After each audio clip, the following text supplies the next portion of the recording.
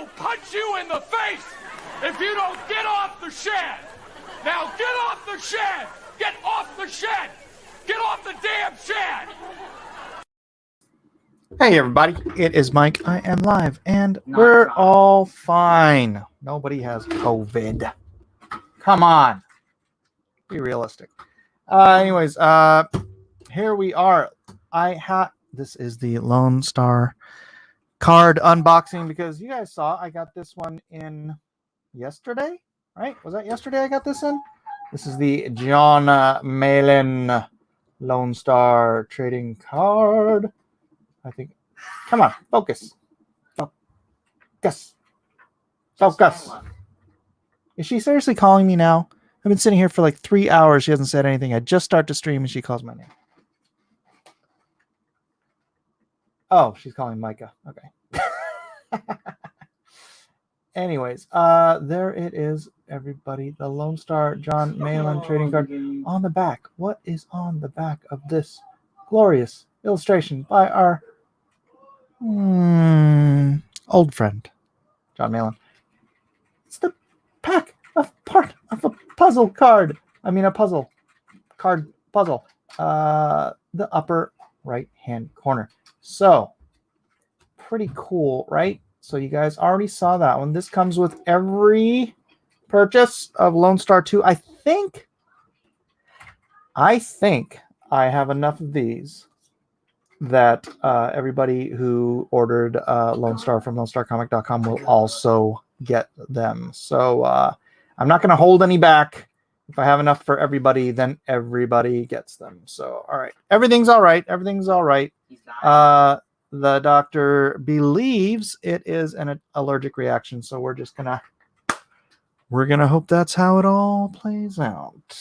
All right. So this is the first card. I will be now unboxing the second card. I'm not gonna show him the box. It's a great big box, so I'm not putting it on the table. I'm just gonna open it up and grab one of the cards. You can't break this box. I can break this. I can break this box. The gun just fly off. This box. All right.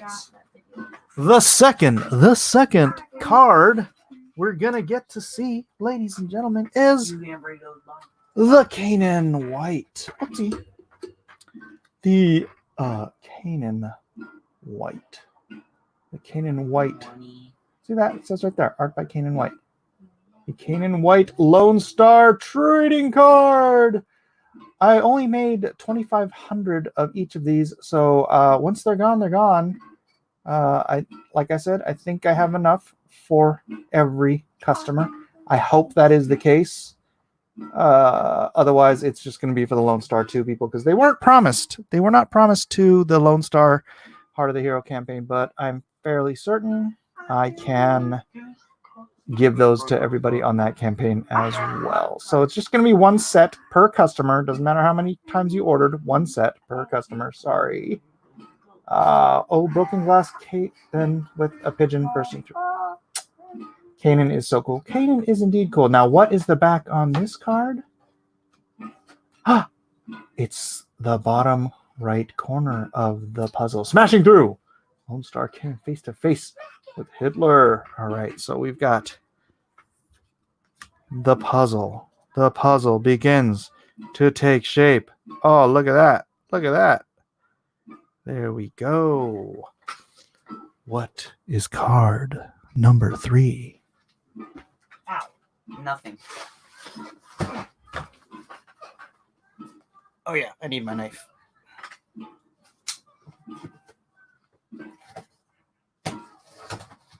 Why does it just say opened stars? the wrong side of the box. Of course I Why does it just say star? Big brain, big brain, big brain. Big brain! A big brain! The third card. The third card. Go Get Secret Comics Presents funded. Do it now. Curious, we're talking about Lonestar right now. Stop it. The third card. The third card in the 4-card series of Lonestar cards that will be coming with. Is that a card or just It's star? a card. That? The No, this is too. Shush. The 2 cards? Be quiet.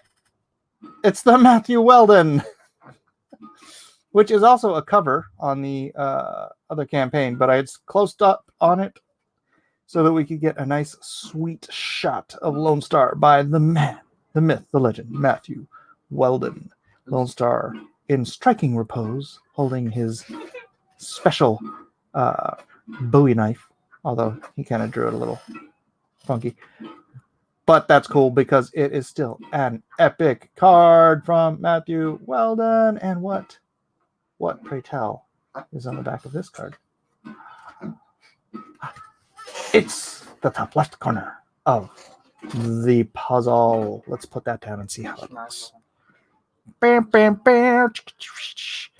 Look at that. We're getting there. We're getting there. We just need one more puzzle piece to put together for the Lone Star puzzle cards. No. Where's the bird toes? Shush yourself. All right. Last card. Where's my knife? It's like that one Yu-Gi-Oh card where you have to put them all together. Gotta get on now. Oh, so you copied Yu-Gi-Oh? Yeah. They've been doing puzzle cards since forever. Star Wars used to have puzzle cards back in the 70s. You guys you remember those? The puzzle cards on the Star Wars sets in the 70s? All right, and the fourth and final trading card in the Lone Star 2 Indiegogo campaign. It is Gary Shipman. Gary Ship Focus. Darn it. Why doesn't this focus? Because it doesn't. My camera don't like to focus. Oh, there we go. There we have it. Look at that. Look how cool Gary's card came out. All colored up and sweet. His teeth be like. His teeth be like? Look at the teeth. It looks like teeth, but it's really the wrinkles on his jacket. Whoa, YouTube hid my anti-Canada comment. Really? That doesn't seem right. Go ahead and try again, Bianca. What kind of anti-Canada racism did you want to spout? Feel free. So much detail on Gary's cards. These cards look great, right? They printed. The quality on the printing is really quite nice. Nice. Look at Gary's card. So cool. Imagine if you had like a 50-inch TV you're watching this on. It's just like... And what, pray tell? Well, you guys already know it's the last. It's the last corner on the card. So there we go. You put those together, and you got yourself the Lone Star Punch-In Hitler. Dang, I can't get this thing to sit together. What? Was is? Bowl of what? What is bowl? It was a bowl of banana. Daggum it. All right, there it is. Lone Star Punching Hitler puzzle cards. Sweet. No. Sweet. Canada really hates stormtroopers. Yeah. True that. Who did the Ultimate X-Men? Arthur Adams, right? Ultimate X-Men was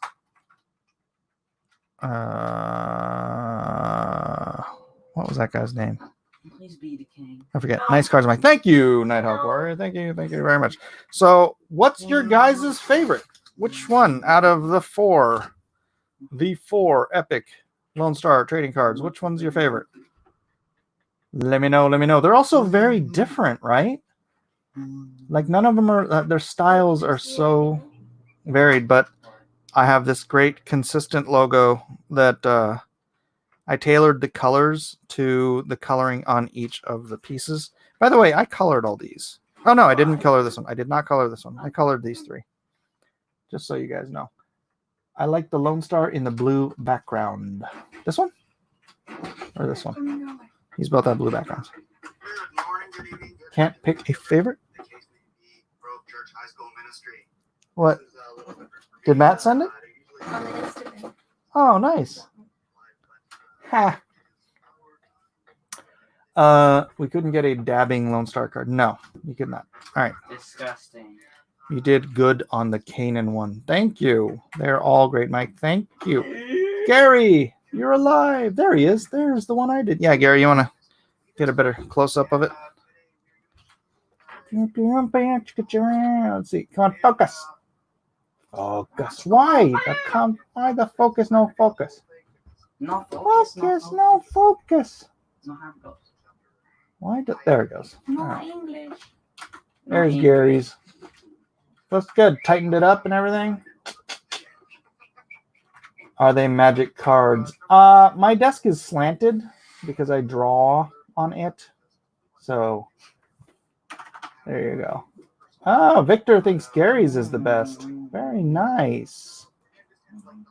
All right. So, anyways, that's the unboxing. The unboxing.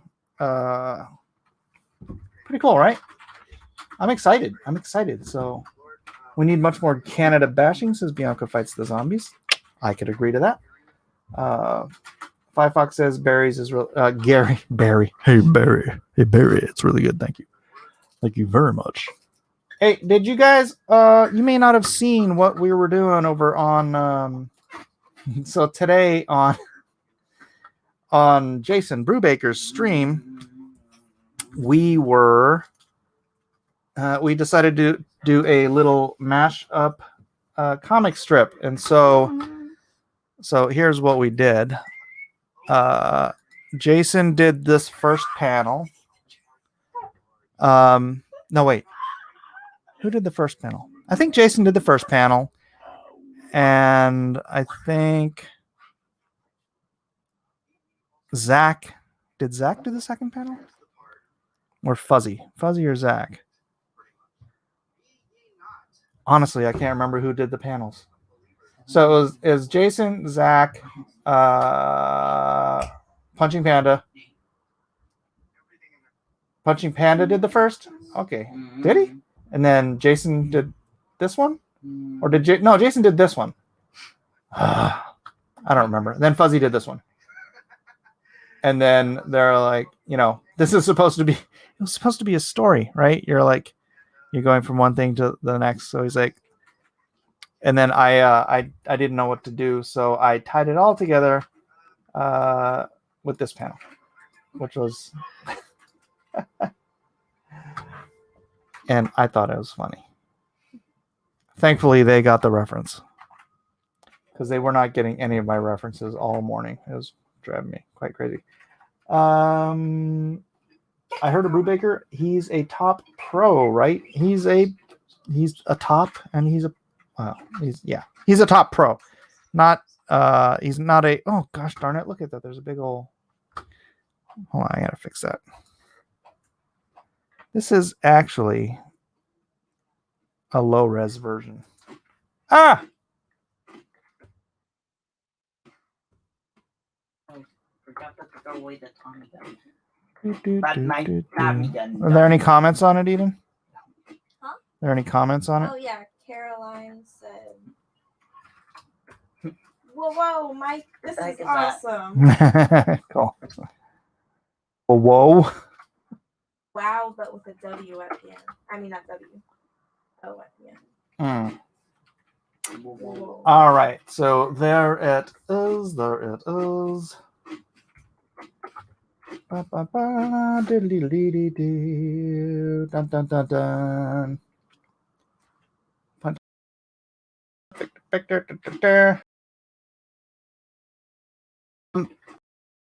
I'm getting a little bit distracted. All right.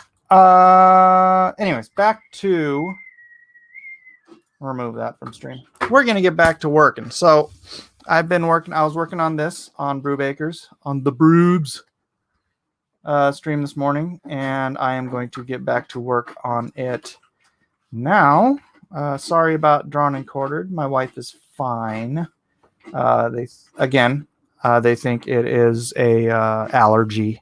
Who is that? So an allergic reaction, which just kind of went haywire.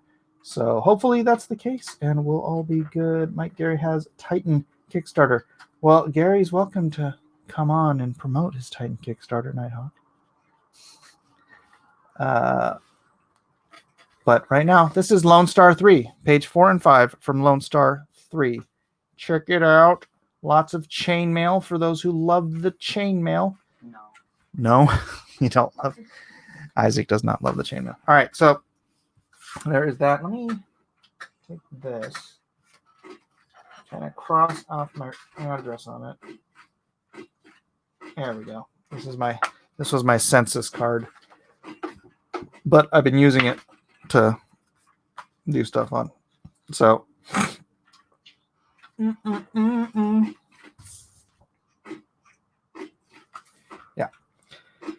All right, then back to work. Any questions, comments? Feel free. The secret project is just Lone Star 3. No, I know the other double page spread. Did you guys see it? Some of you did. I know. Let me see. Where is the other double page spread I did is right here. If you guys want to check a look at it for El Secret Proyecto. So I'm doing a lot of double page spreads because after this one, I have to do another double page spread for El Secret Proyecto.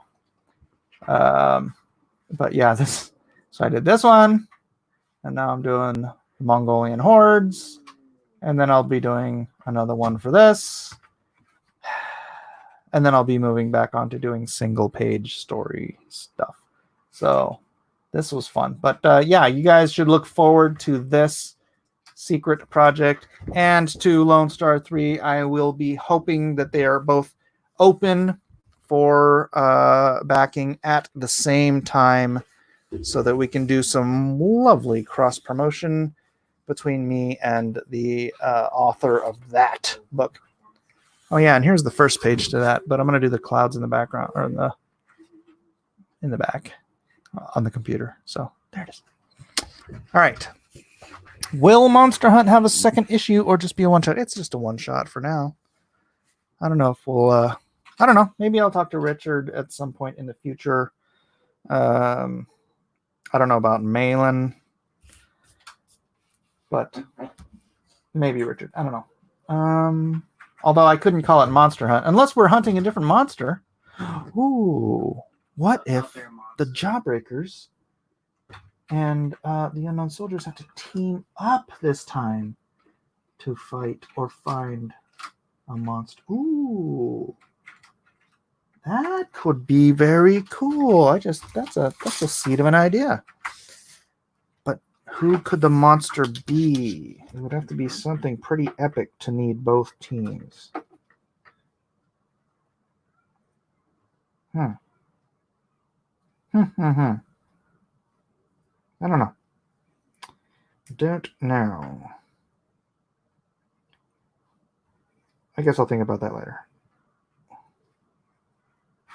I do have a lot of my own stuff to worry about right now. Frankenstein.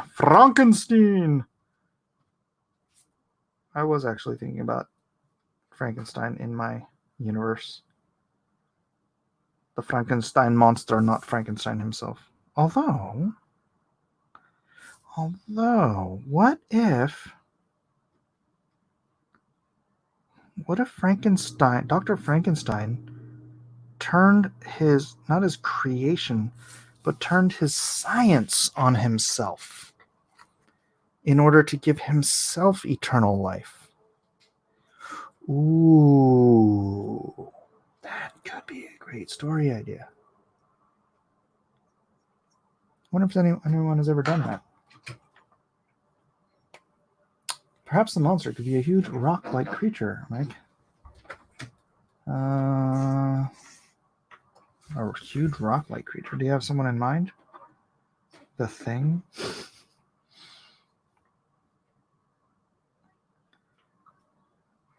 It would be neat if I could license like something for Marvel, like The Thing. Or the Hulk.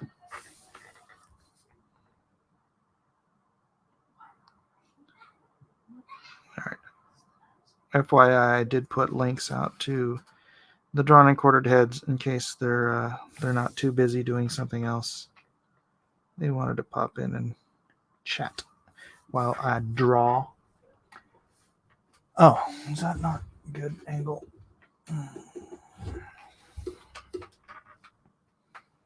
Your art is improving. You should try making a comic book someday. Ask Eden for advice. Oh, thank you. Please don't put ideas in my daughter's head. She has enough work to do. Which I'm sure she's doing right now, not looking at her phone. Right? She says I have to yes, go outside and do a painting. but I didn't now. feel very... Well, you have to do a plein air painting? Yeah. So I think I'll do it right now. Yeah, no. I'll color it. I'll just Night. paint the whole canvas black. Yeah. Call it darkness imprisoning me. All that I see. Absolute horror. No parents. I cannot live. I cannot die. Trapped in myself. Body my holding cell.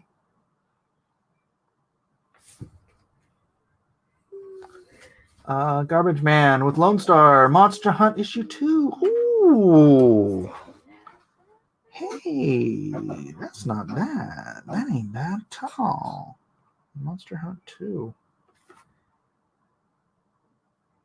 I wonder if I'd want to do other crossovers too. I'm trying to think who would be cool to cross over with Lone Star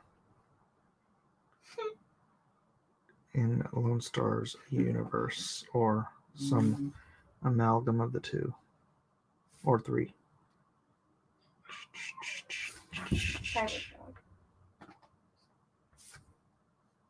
Wash your mouth out with soap.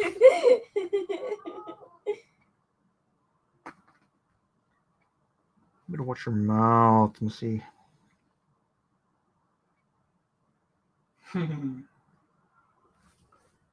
Lone Star and Garbage Man. Garbage Man. Bigfoot Bill. Oh, you know what? I was actually thinking about that. After reading Bigfoot Bill, I was like, Lone Star hunts. Well, that is, all the cryptids escape. So I was like, yes, you'd have Lone Star and the unknown soldiers hunting them down with extreme prejudice. There's a Bigfoot. Shoot him! Lone Star and Punchline. Ooh, yeah. Journey Cricket, you have the link if you want to pop in and argue about Red Rooster. Or just kidding. I don't want to argue about it.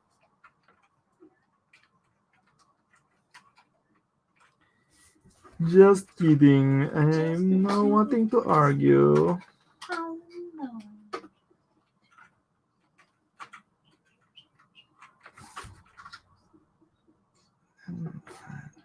Just taking my sight, taking my speech, taking my hearing, taking my arms, taking my legs, taking my soul, let me life in here. I'll come in, but not to argue. All right, you got the link. It's in the. Oh wait, do you not have the link? It's in the D&Q room. Are you not in there? Are you in there or are you not in there? I have no idea. I don't pay enough attention to anything. If you're not, I can throw it to you. All right. Lone Star, Common America. I'd have to talk to Tim about that. I don't talk to Tim much, so let me get this to you on the Facebook.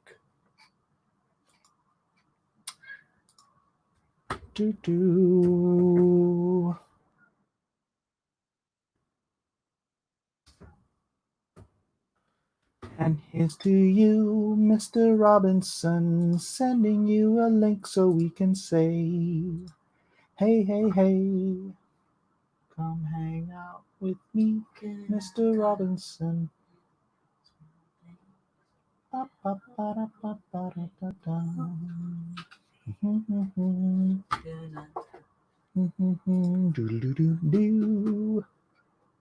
Oh, cool. I just got a link for the updated files from my printer. So, share directory. Updated files. Let me double check. If I can double check these and approve them, then they can freaking print.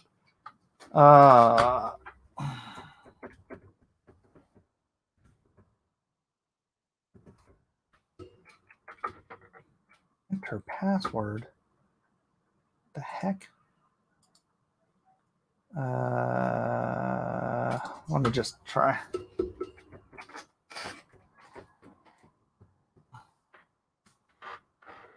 I don't know what my password is. All right, I'll do that later. I'll do it later.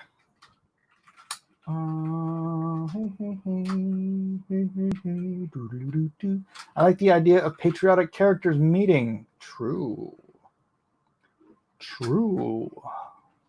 Battle Brick Road Lone Star? I don't know about that.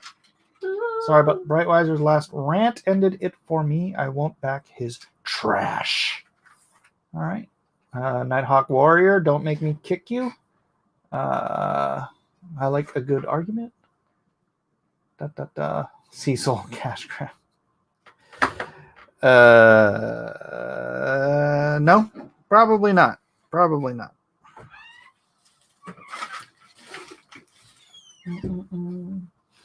That's all right. I know. What are you eating? I can hear the crunching of food behind me. Nothing. What are you eating? You just eating naughty. Dang it, boy. It's not a snack. I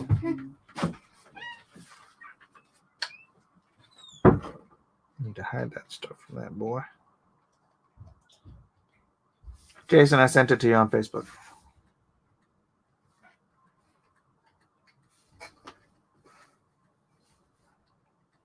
I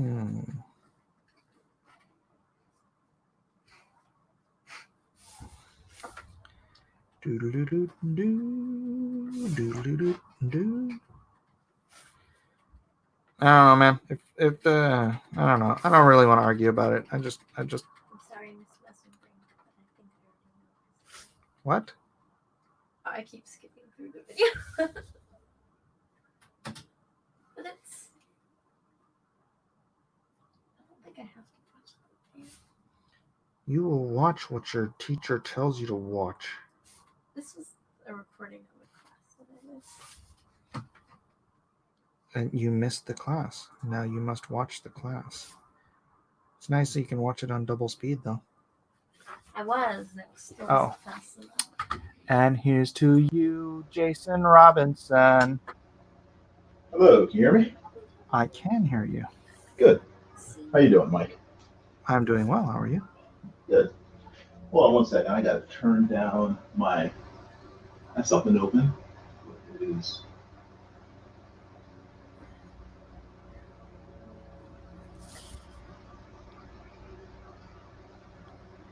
All right. That. Close this. Live streaming is always fun. It'll be about another 20 years before I get the hang of it. Yeah. It's not always fun.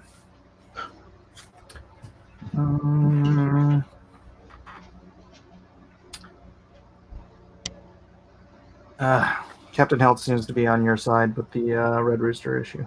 Oh, that's okay. Everybody is. Oh, okay. I just speak for the masses, Mike. I speak for the masses. Whatever. Whatever. I won't jump on it.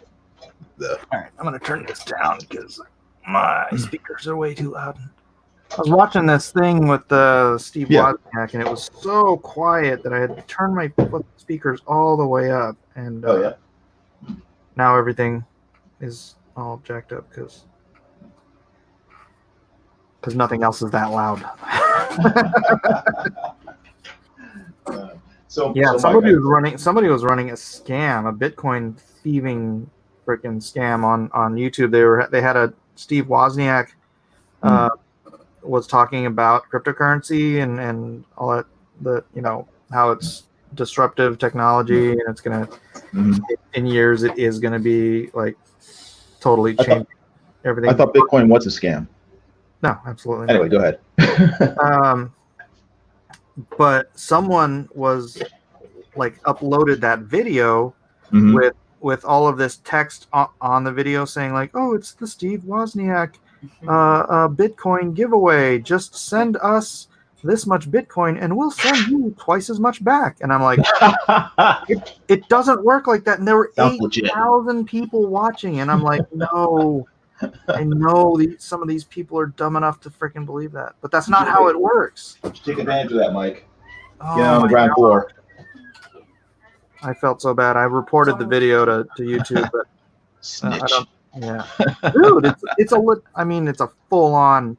That's thievery. It's Mhm. you know. I got you. Dang. So, is your goal to become the Hal Foster of comics? I'm looking at that spread you're working on, and it's pretty Prince Valiant, crazy, detailed.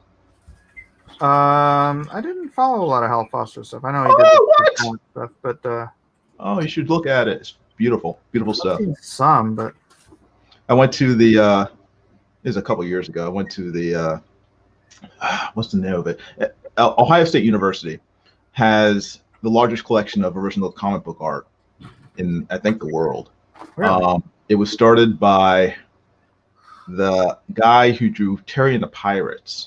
I can't remember his name right now. It's escaping my mind. But when he died in the late 70s, he bequeathed his entire art collection, comic book art, to Ohio State, because I think he went there. He lived in the area and stuff. And over the decades, they've just increased the amount of art they have there. I went there because my wife and her siblings went to Ohio State. Her family lived in Ohio, and they, of course, know how much I love comics. So we went there, and I spent that entire afternoon. They left me. They just left me. I just went to that museum, because the museum has a library on the ground floor, and that library you can check out literally any piece of original art, and there are tens of thousands going back to the 1800s. You know, of comic strip, comic book art. You can check it out. They give you white gloves, and you can actually handle it, flip through it, look at it with a magnifying glass. It would. I wish I could have stayed there for like a month. Do they have it online? They have it online. Yeah, you can. Do they archive it online? They have a website. Yeah, you can check it out. But being there in person, actually being able to hold like original Terry and the Pirates pages, or Phantom pages or whatever from the 1930s, almost 100 years ago, it was crazy. I was shocked. It's like, why are you letting me touch these? And I was the only person in there. I was the only person in the entire library at the time. I held the the X-Men cover with Cyclops holding Professor X, Paul Smith. Yeah. I held that in my hands. Wow, awesome. Guess where I was? Paul Smith's house? Yep. Oh. That's cool. What is he doing nowadays? I mean, I lost track of him after he worked on Leave It to Chance. Yeah, I have no idea what he's doing now. I know he's got his own website, but okay. I don't think he's on any social media or anything. Because the funny thing is, I didn't like him on the X-Men. What? I didn't. What? I thought he was a real sort of letdown after Dave Cockrum and John Byrne, and of course, he's so much better than Dave Cockrum. No, stop it! Don't even say that. Oh my gosh, you're chilling. No. Now he is. At the time, no, at the time he was. Heck yeah, he was. I never liked Cockrum. No. Oh, what? Dave Cockrum created the X-Men. No. John Byrne. I'm sorry, you're wrong. John Byrne and. Well, John Byrne, yeah, he was a great artist, but comparing. Boy, you must have hated it when John Romita Jr. came on. Oh my gosh, it was terrible. It was so bad. That's when I started to appreciate Paul Smith. Like when John Romita Jr. came on, I said, okay, he's not that bad. He's not that bad. Bring him back. Not that bad. He's brilliant. Paul Smith's X-Men run. Paul Smith it was good. Butter, dude. I like Paul Smith once he started working on Doctor Strange, and then the Golden Age. And then from that point on, then his artwork started to get really, really good. But when he was on X-Men, I thought it wasn't. No, dude, it was so good. You had to just go back and reappreciate it. I've seen it. I've seen it since then. It's still not. No. I'm sorry, Mike. I'm sorry. You're just wrong. Your opinion is wrong, sir. Let's ask the chat. But no, I loved him on Golden Age. I mean, that was such a good book. I wish they had sort of continued. I mean, they can't continue that one story because it was pretty final. But that sort of world, that universe, I wish they continued it with Smith and who wrote that? James Robinson. But it was such a good story. I like stories like that. That sort of show an appreciation for respect. Remember X-Men Alpha Flight? Oh yeah, I like that. I like that. That was better than his X-Men run. The art in that was better than his X-Men run. You're killing me, man. You're killing me. Sorry. Yeah, truth hurts. I'm sorry. He was also the artist that was on X-Men when I started reading X-Men. So. Okay. There you go. Yeah. Who was the artist? No, my first time I saw X-Men, it was John Byrne, because I distinctly remember the first X-Men comic I read. It was X-Men 141. And is that Wendigo? No. That was Days of Future Past, the first issue.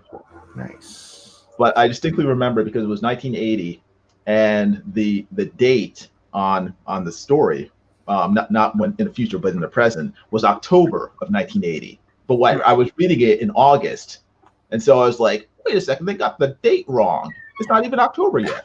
So. But no, I love that story.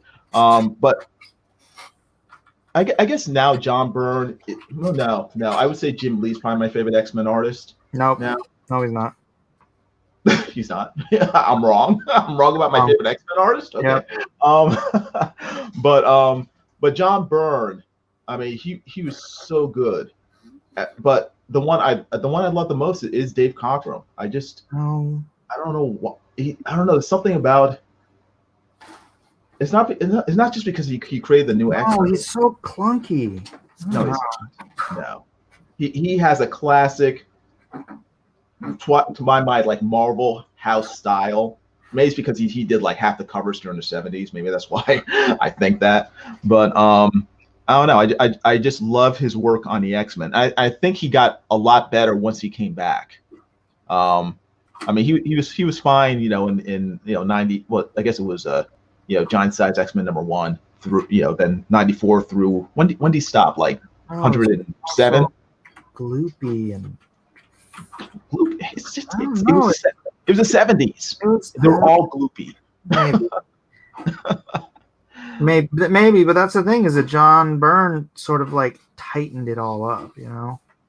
No, he streamlined them. He made them much. No. Streamline was Paul Smith. No. Yeah, dude. Paul Smith's freaking movement and his figures were so fluid and natural, and it's because he had a background in animation. Yeah. I didn't see it, but the brilliance of Paul Smith. The brilliance of Paul Smith. I mean, well, not on my channel, young man. Yeah. Although if you were reading comics back then, dang, dude. I've been reading comics since around my age. I'm older than you. What are you talking about? Are you? Yeah. How old are you? You're a young whippersnapper. That's why you don't understand yet. When you're my age, you'll How old understand. I will be 50 in a couple months. Wow. There is someone older than me. Yes. Nice. I should bring you on more often. I'm sorry? I said I should bring you on more often. Yes. Make you feel young. That's right. Right now, then you're like the same age because almost the same because you're about to be 49, right? Yeah, I'll be 49 this year. I'm not about to be 49. My dad would always say annoying things. Like if I was like 16, my dad would have said, "Oh, you're in your 17th year." It's like, stop it. Yeah, it's true. I know. Technically, he's right, but you know, you hear that for decades on end, and then him so like chuckling, ha ha ha, you're in your 17th year. It's like, okay. Technically, you're right, but it's annoying. Did he follow it up with math? No.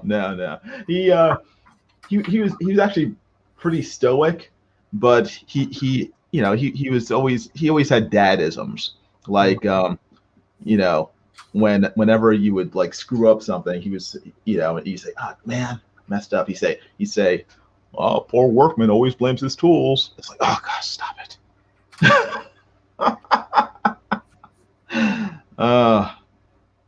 He was a great dad though, but he loved sort of they weren't dad jokes, but they were sort of like I said, dadisms, little truthisms that he would bring out at opportune moments. I bet you he liked Paul Smith better. No, he's the one who looked at it and he said, this guy isn't quite as good as Dave Cockrell. It's like, Dad, you're right. That's it. You're just skewed by your perception. Now, my dad wasn't into comics. My dad loved fantasy. No, he loved sci-fi. He was a big Dune fan. He and your buddy would have gotten along very well. Quinn, thank you. Sorry. I kept thinking Tadia. I couldn't remember his actual name. Yeah, I wonder where everybody is. Who, Quinn? No. Everybody from Drawn and Quartered. I don't know. What did they all do on their night off? Probably went to bed. Yeah, right. Weldon probably did. Yeah. Actually, I just got up. He's like, oh man, you just messed up my whole schedule for the week. Am I crazy, or is Matt Weldon kind of a genius? I think he's kind of like an art genius. I prefer the term idiot savant. Okay, that's fine. I'll take that, because it's not just his art. It's when I've asked him, or when people have asked him about his art, he gives replies that completely shock me. Like, he says that he's never taken a figure drawing class. Mm-hmm. He wasn't familiar with the concept of contour drawing, which is almost completely what he does. He wasn't familiar with Art Nouveau, but his art style is completely Art Nouveau-esque. And I'm just like, he learned how to draw from anime. I know, but even anime doesn't look like his art. I mean, his art is so unique. I love it, but it's just like it's hard for me to understand how he came about it without those influences, you know? Maybe he has like Common Core art. Common Core art. like normal artists can't understand it, but somehow or another they're right. Anyway. That's what I'm saying. I mean, he seems very much like I guess you can want to say idiot savant, but he seems like a sort of a natural genius when it comes to sort of illustration. Yep. Very cool. I love watching him draw. I wish he would do more maybe not live streams, but more videos on his YouTube channel. Everybody, if you haven't already, go subscribe to Matthew Weldon's YouTube channel. And I keep telling people, because I think he only has less than 300 subscribers, I think. That's crazy. To me, that's a crime. Undervalued artist I've ever met. Yeah, it's amazing. But the cool thing, he's so freaking humble. He doesn't understand. Well, I think he knows how good he is, but he doesn't understand how. I don't think he does. You really? Okay. Well, he doesn't understand how unique and a commodity his work is. Mm-hmm. I mean, he's an amazing artist. I cannot disagree. See, we agree. We agree on a lot of things. So you agree? No, man, when I have my company up and running, full scale, and all that stuff, Matthew Weldon is going to be seriously snatch him up before someone else does. Yeah. Yeah. Well, he's going to be doing Tadia for a while, but I mean, the dude can do multiple books a month. It's crazy. That's another thing. He's so freaking fast. He's like you. And that's one of the most valuable commodities one of the most valuable traits to have when you're a comic book artist. You know, speed, Yeah. and being able to draw well. He'll go far. So Yeah, I just wish he had a better business sense. yeah, but he's an artist, so I think most artists are lacking in that. That's why I kind of I managed his deal with Quinn. It's like, why don't I handle the agreement? Okay, and you get what, 50%? You get 50% cut. I'm just helping out. Trust me, my boy. Just put yourself in my hands. I'm getting Matt what is fair compensation for his work and Good. And Good. And Quinn is happy with that deal. And Good. So bang, this will be the most lucrative thing Matt has ever done. So good, because Matt deserves to be extremely wealthy with his talents. Hell yeah! I want to not be able to afford Matt. You know. And let's not go too far, but yeah, no, I do. I want to be able to not afford him, but pay him anyways. Yeah. Yeah. Right. Yeah. There you go. He'll be like making all this money off Tadia, and he'll be like, "Oh, Mike, you don't have to pay me to work for you." I'll be like, "Dude." Yeah. What are you gonna ask? Well, I don't know if you know or not. What was it? Has Brand finished fulfilling? Are they still in the midst of that? I don't know. I got mine. Did you get yours? I haven't gotten mine yet. Oh, really? I keep checking every day. It's like it's not there. Huh. I'll DM Kanan. Yeah. Ask him. He will know. So, yeah, because I wouldn't. Yeah. I didn't know if you had any knowledge. So all I know is I got mine. Cool. Yeah, I got my red rooster too. I don't know what you're complaining about. You had to go to Walmart to get it though.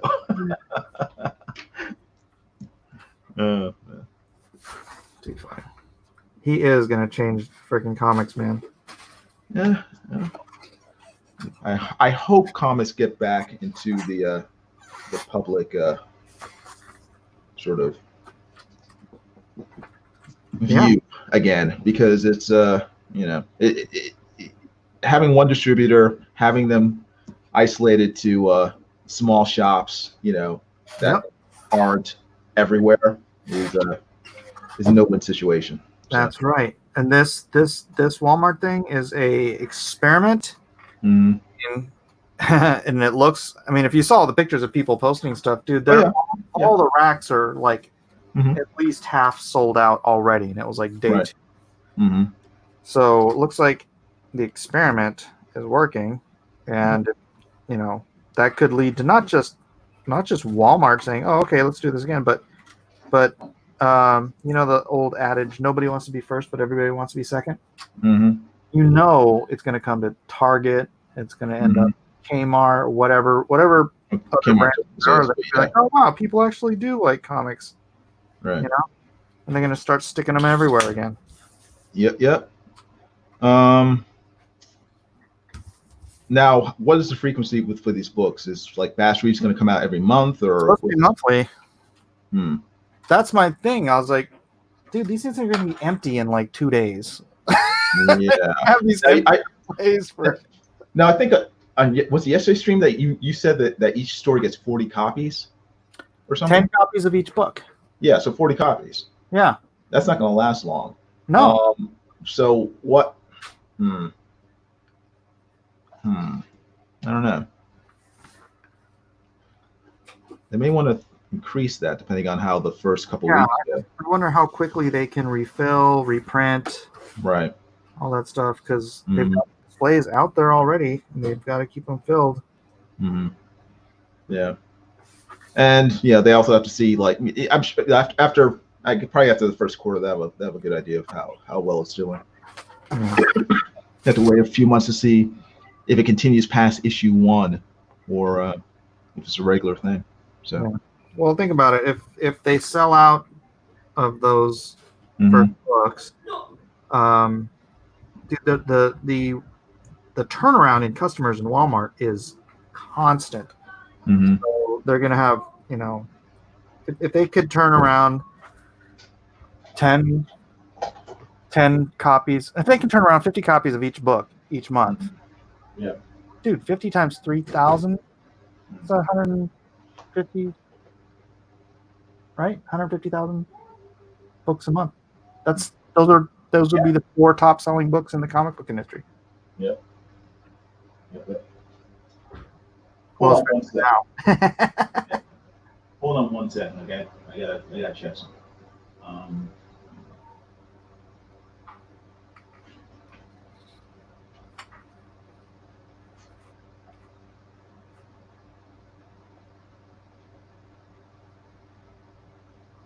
He's gone.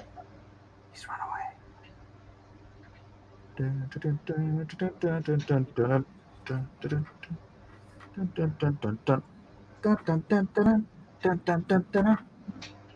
Victor, Savior of the Century, and I don't care much for honestly getting it for the autographs. What are you talking about? What you guys talking about, misters? Mike, you hear me? Yes, sir. Are you getting an echo? I mean, not an echo, but it does sound like you don't have the world's greatest microphone. How about now? Oh, that's a little better, yeah. Okay. What'd you do? What'd you do different?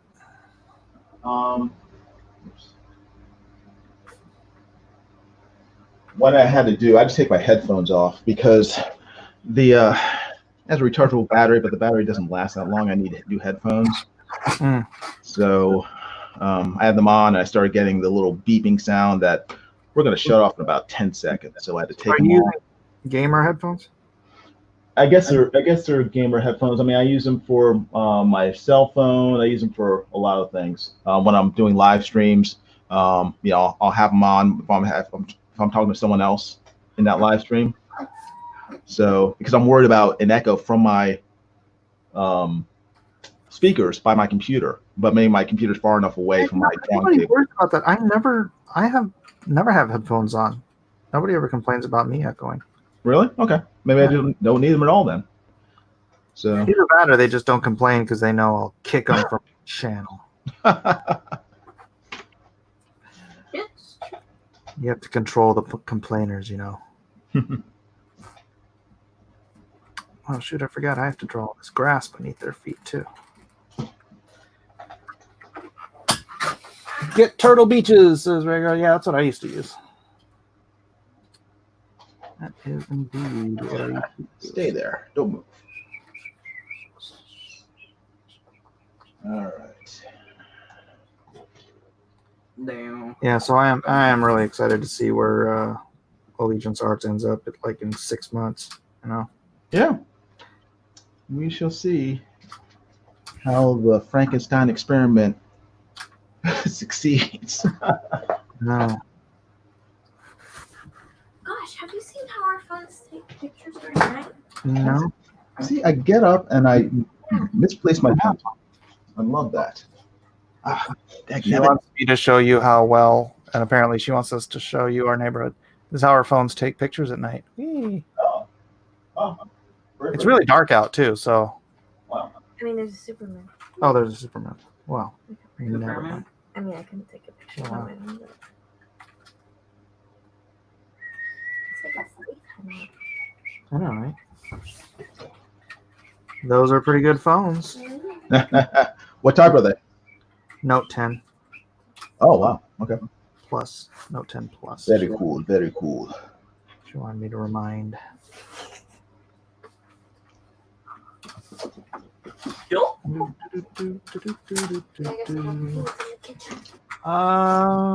Let's see. Oh, yo. How are things after the trip to the hospital? All good. The doctor thinks it's a allergic reaction. So she got the prescription for that, and hopefully that'll take care of it. Very good. Then we'll deal with that. I'm glad it's not the corona. Well, they didn't test for corona, so Ah, what? they didn't test. Huh. Interesting. Yep.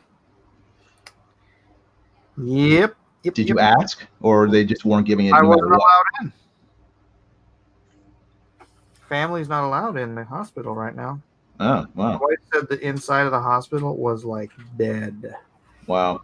Nobody's in there. Huh. And they had the urgent care set up actually outside. Oh, So you get, you do outside, you get the blood pressure and all the right. questions and stuff, and then you go inside to see a Yeah. doctor. I gotcha. Funny, huh? Wonder how Matt Costin feels about that. Where's Matt? Matt Costin, he's so cool. I really admire his commitment to freedom. Yeah. Very cool. Very cool. Yeah, you know what? He may turn out to be right. I completely agree. I it's like, I read his stuff, I hear him talk, and I'm like, that might be a little extreme, but at the same time, inside, I'm sort of cheering him on because it's like, yeah, Matt, you're right. I'm just like, I'm too much. I fear jail too much to. Well, for me, it wasn't fearing jail. It's just it's right. Yeah. But fearing- I mean, but actually, you see people like that woman in Texas, the hairdresser, who is actually being threatened with jail now. So there's a lot of stuff going on that. And you know what? Honestly, in the middle of flu season, Mhm. that's understandable. Bro, we're in May. Right. We are in May. Flu season is like 2 weeks behind us now. Right. Where we got to get to the point of herd immunity. Yeah. Or this is never going to go away anyways. So freaking open it up, start it back up. Yeah, because flu season starts again this fall.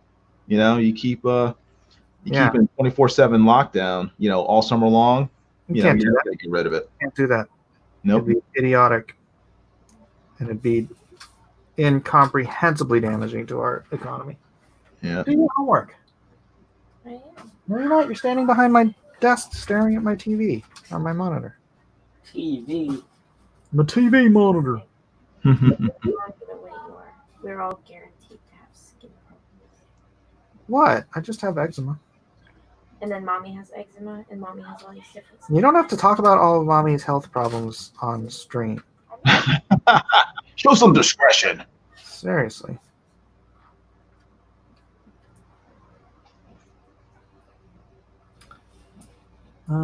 Kick the can down the road forever. No, we shall not do that. We must not do that.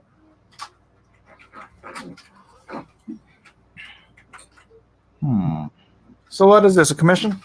No, it is not. This is this is from last week's Drawn and Quartered fan edition.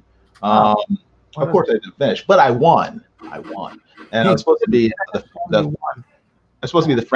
the fan winner this week until you snatched it away from me. So now Eric Hawkins will have a chance to snatch it back tomorrow during the next D&Q FE.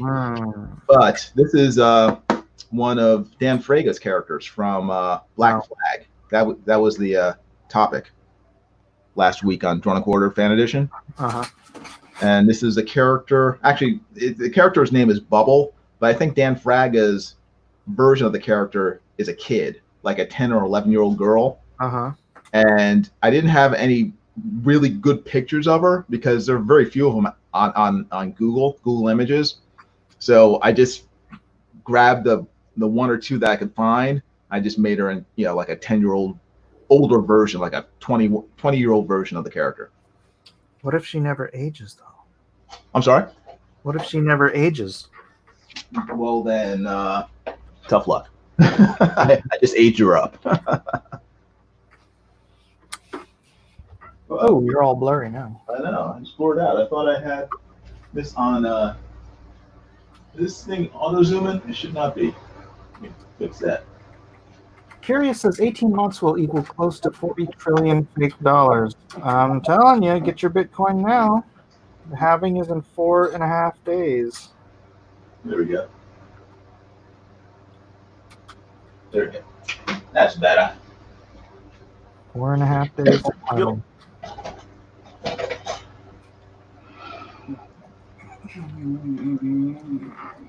Yeah, but because I tend to be a lot slower than the average bear when it comes to drawing, at least in 2 hour competitions. I have a lot of unfinished drawings lying around. So I kind of want to get them done. Got this one. I got this Judge Dredd from months ago that I'm still haven't inked up. Wait, we didn't do Judge Dredd, did we? We did something, or maybe it was, again, this is fan edition. It might be. Maybe they did like post-apocalyptic worlds or something, and I chose Judge Dredd. So a lot of unfinished art that I need to get finished. Oh, that's right. We did do the post-apocalyptic world. Yeah. I think we ended up doing Road Warrior though. Yeah, they've done similar topics several times over the past year or so. So. Yeah. Well, they started out just copying our topics. Yeah. Then Then they grew up and moved on. Cut the apron strings. Well, no, not completely, but I think they got tired of sort of doing the same thing like that you guys were doing. Uh-huh. They thought it was repetitive. Varied up a little bit. Yeah, because a lot of them would do the draw alongs on your show, and then the next day it's like, well, I'm going to draw the same thing again. So keeps it fresh. Yeah, I'm glad I didn't decide to move it to Thursday because then it would have been stomping on. Yeah. The fans. It would have been a revolt. It's like, what's Mike doing? He's trying to destroy us. Get him first. We did Thursday first. Yeah. Man, I haven't talked to Chester in forever. Really? Yeah. He's never on anymore. He's on every night. What are you talking about? He's never on my show. Oh, your show. Okay. Yeah.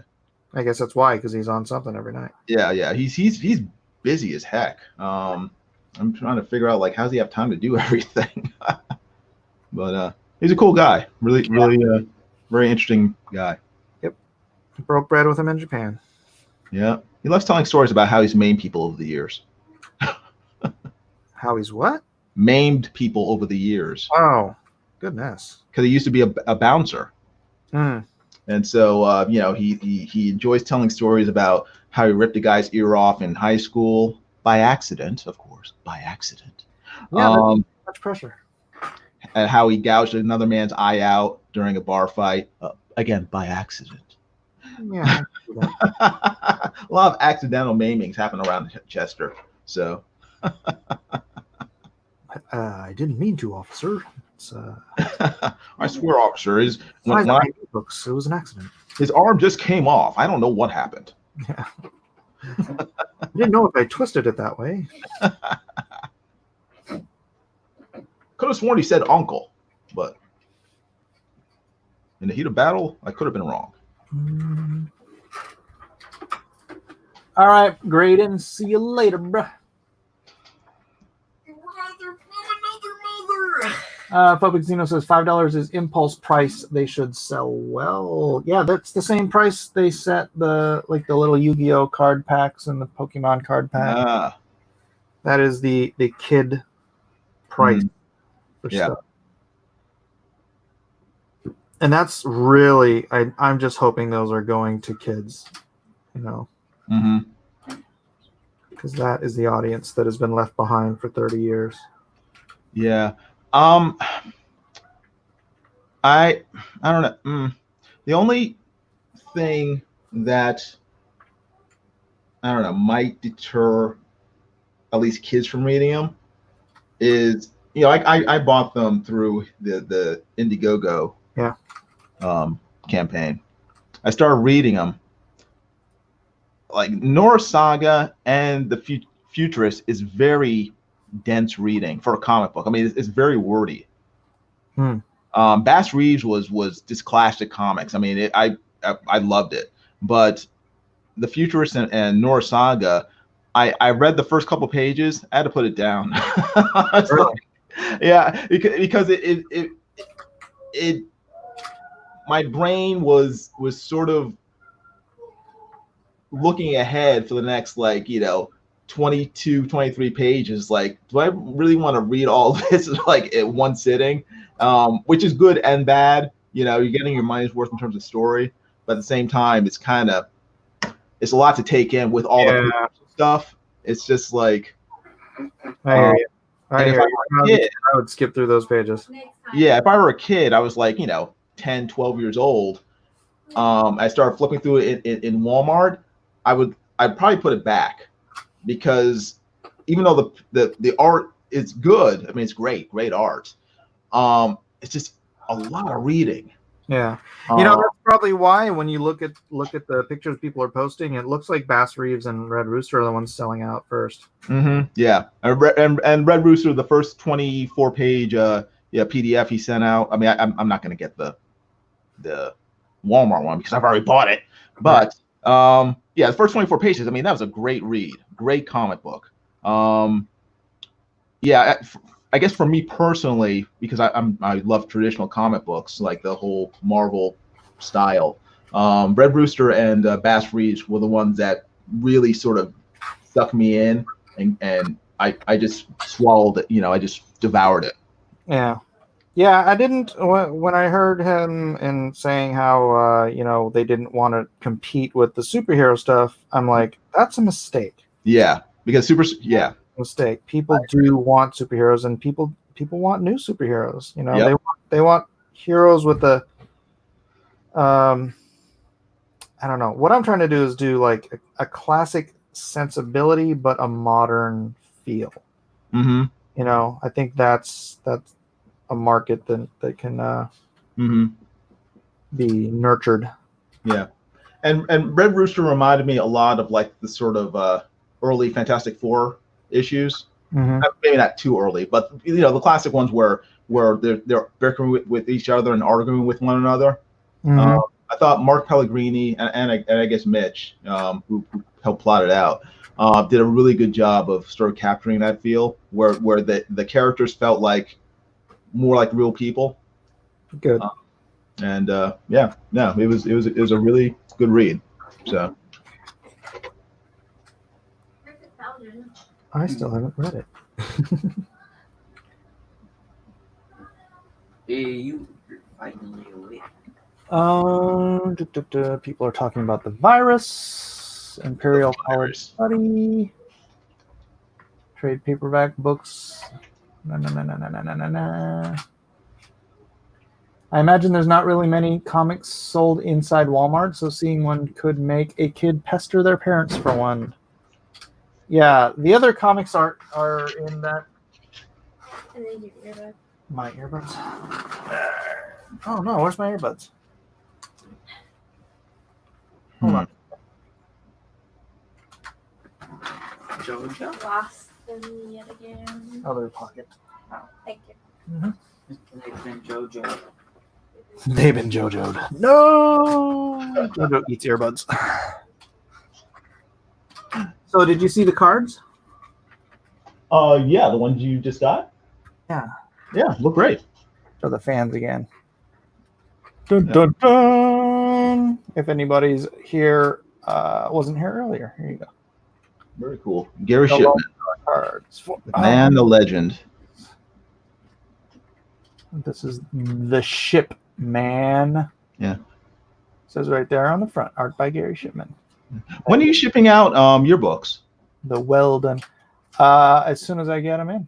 Oh, okay, cool. When are they coming in? I don't know. I just got an email actually right before I started the stream, and I should probably stop and go answer it. But I can do it later because he can't go to print. That's fine. Don't worry about it. Yeah. That's the Weldon card, the Canaan White. Get it right. White, the Canaanite. Very cool. And white card. That's my favorite. Yeah. Yeah, I love Cannon's work. It's just beautiful. Yeah. I mean, Hey, he's another one who to my he's like he's a genius when it comes to this type of work, and he's fast. That's why I don't understand. I don't understand how someone that good could be that quick. And the Malinite. Malin. Cool. Very cool. That's some great stuff. Dun dun dun. I colored these, except for that one. And then on the back, you have the 4 sections to the Lone Star puzzle. Very cool. There you go. Nice work. Cards. Very, very nice work. Oh, fun stuff. Fun stuff, man. Am I what? Am I what? Oh, I was gonna say, are you shocked that people love that that World War II fake costume of his? I'm not shocked. Because I think I like it a lot, and I wish you would use it in like stories. Well, maybe. Do it. But it was a fake costume. I know. You can make it canon though. What? You're in charge, Mike. You have to make it canon. You have the power.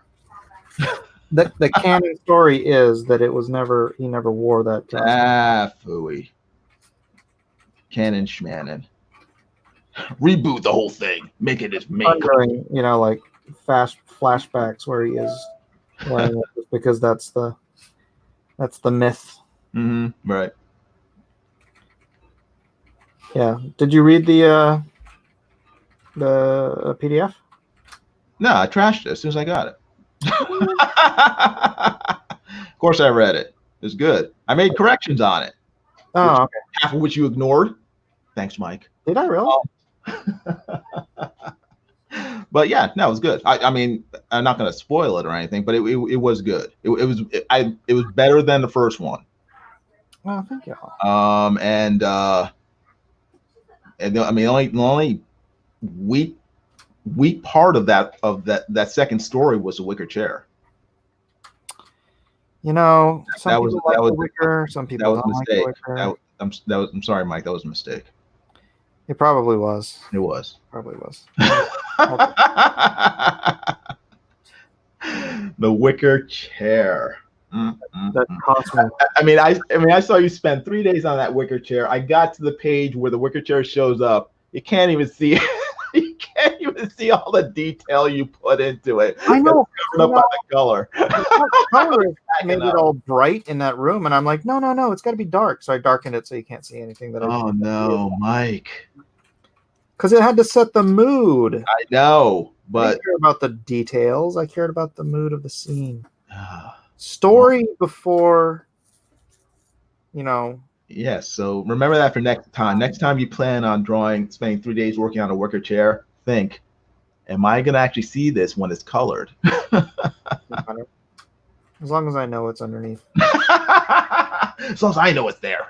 That's what's important. Hell, I'll cover it with a word balloon. Cover it with a word balloon. I don't care. I know. That's another thing. It's like there was this one action beat where he's like smashing a mirror in anger, and I'm like, is he doing something behind? Because it's obviously he's doing something. I was looking at that. I was like, is there any other way to have him talking in this panel, saying what he has to say, and salvaging that mirror? And it's like, nope. Oh man. I was like, oh man, he covered it up. Look, man, I don't fall in love with my own art. Unless it's wicker. No, I mean, if it doesn't serve the story, then it's got to go. I don't care. If it's on the original page, that's all that matters. Yeah. But no, Lone Star 2 was very good. Very good. I mean, I'm definitely looking forward to number 3. The only thing I was disappointed with was Monster Hunt. Because it went too fast? It went too fast, and I don't want to say anything to spoil it, but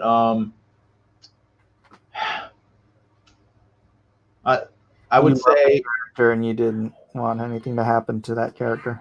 no, not even that. I mean, I don't really care about that. Well, I guess that sort of leads into it. We didn't have enough invested in certain characters Yeah, right. to care what happened. I know you. Yeah, I can hear that. I can feel it. Yeah. I wanted to make that a full, Mm. full book, but that wasn't allowed. Yeah. But I mean, for what it was fine. It was just that when I got to the end, I was like, that's it. I was like, I wanted it to be fleshed out a little more. But like you said, I mean, if you maybe you were playing something and then you just weren't allowed to do it for whatever reason. So I legit could have fleshed that out to a 48-page book. yeah, I think it would have worked much better. Yeah. Much better. Because again, reading it when you're done, I kind of instinctively got the feeling that this was not a full story. I hear you.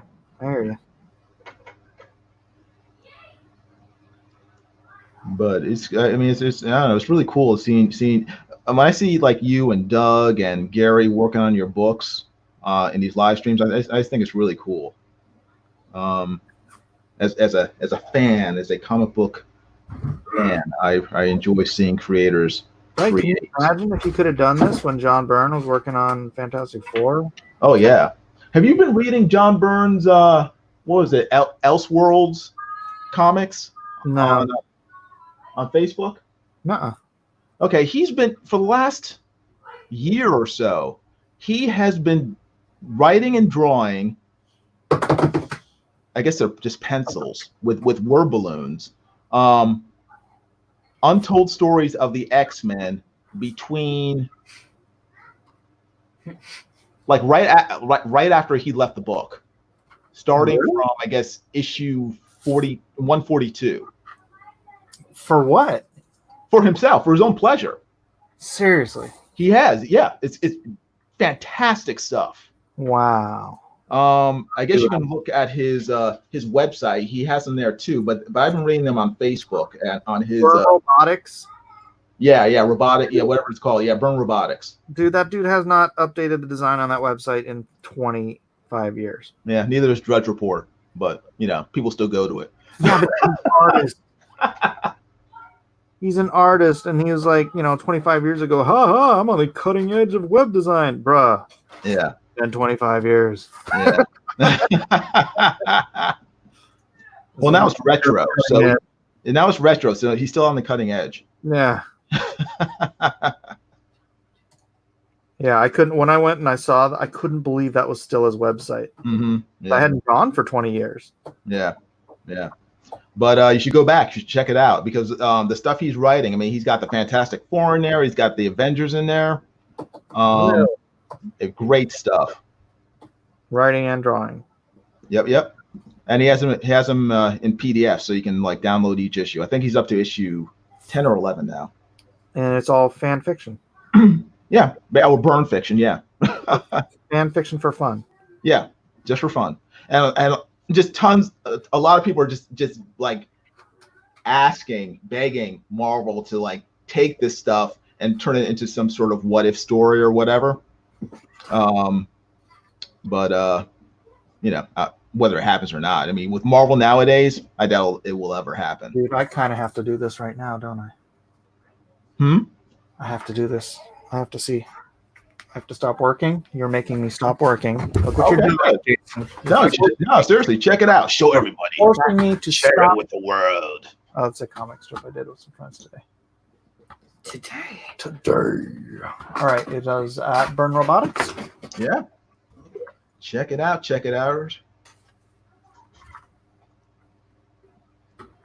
Some really cool stuff. First of all, I have to show everybody this ridiculous website.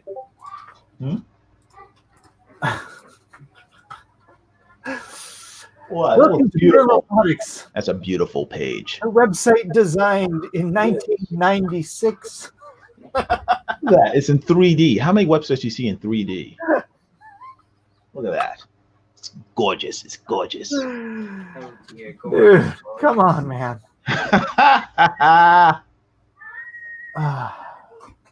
All right.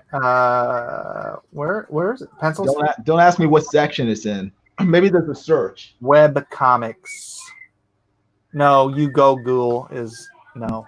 That's horrible. I've seen that. Star Trek, Doctor Who, galleries, pencil scans, web comics, checklist, fanfic. Is that it? Is that it? I don't know. Let me see. Again, I'm looking at this on Facebook. Look at that. Look, he's got.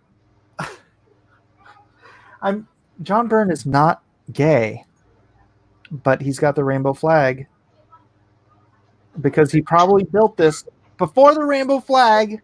Well, again, Symbol retro. of the gay movement.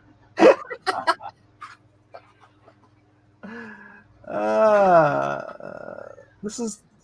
He actually still has a message board. Okay, there it is. Elsewhere. Elsewhere. All right, let's see. Page 1. Free fanfic. Elsewhere. First issue in serial form. We've already seen a lot of these pages, but they've been shuffled and modified. So now they have a copy character, all characters. Yeah. In the jungle, the deadly jungle, the moon, specifically the mysterious serpent. The jungle, the deadly jungle, the lion sleeps tonight. Holy cow, dude, I want to print this out and ink it. Hey, man. It's available. All is science now, but mere hours ago, these ancient ruins echoed with the sounds of battle. A battle the X-Men lost. So this is right after the Dark Phoenix saga. Right, yeah. And now the victors are returning, the vanquished to Earth. Written and illustrated by John Byrne. But John Byrne. Oh my gosh, this is the whole book? Yeah. It's great stuff. If you guys have been missing John Byrne on the X-Men, go look at that stuff. It's beautiful.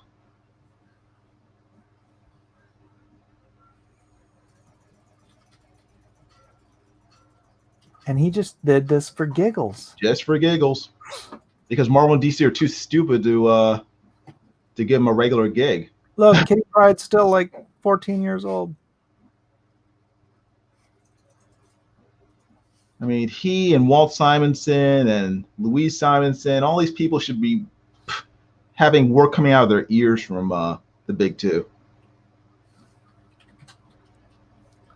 Instead, they give it to Tumblr artists and writers. Well, that's just good business. That's not art. That's good. I seriously want to print this out and ink it. Yeah. Again, I think they put it together in PDF forms, so you don't have to look at it page by page. Well, I'd look at it page by page one way or the other anyways. Yeah. But that way you don't have to download each JPEG. All right.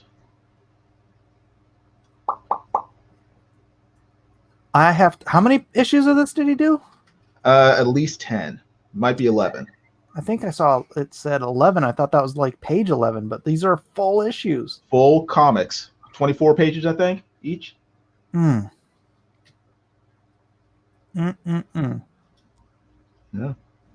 Terrible lettering. That's okay. I'll put up with it. Yeah. I just want to read this. I just want to read his writing and see his art. I don't care about the lettering so much.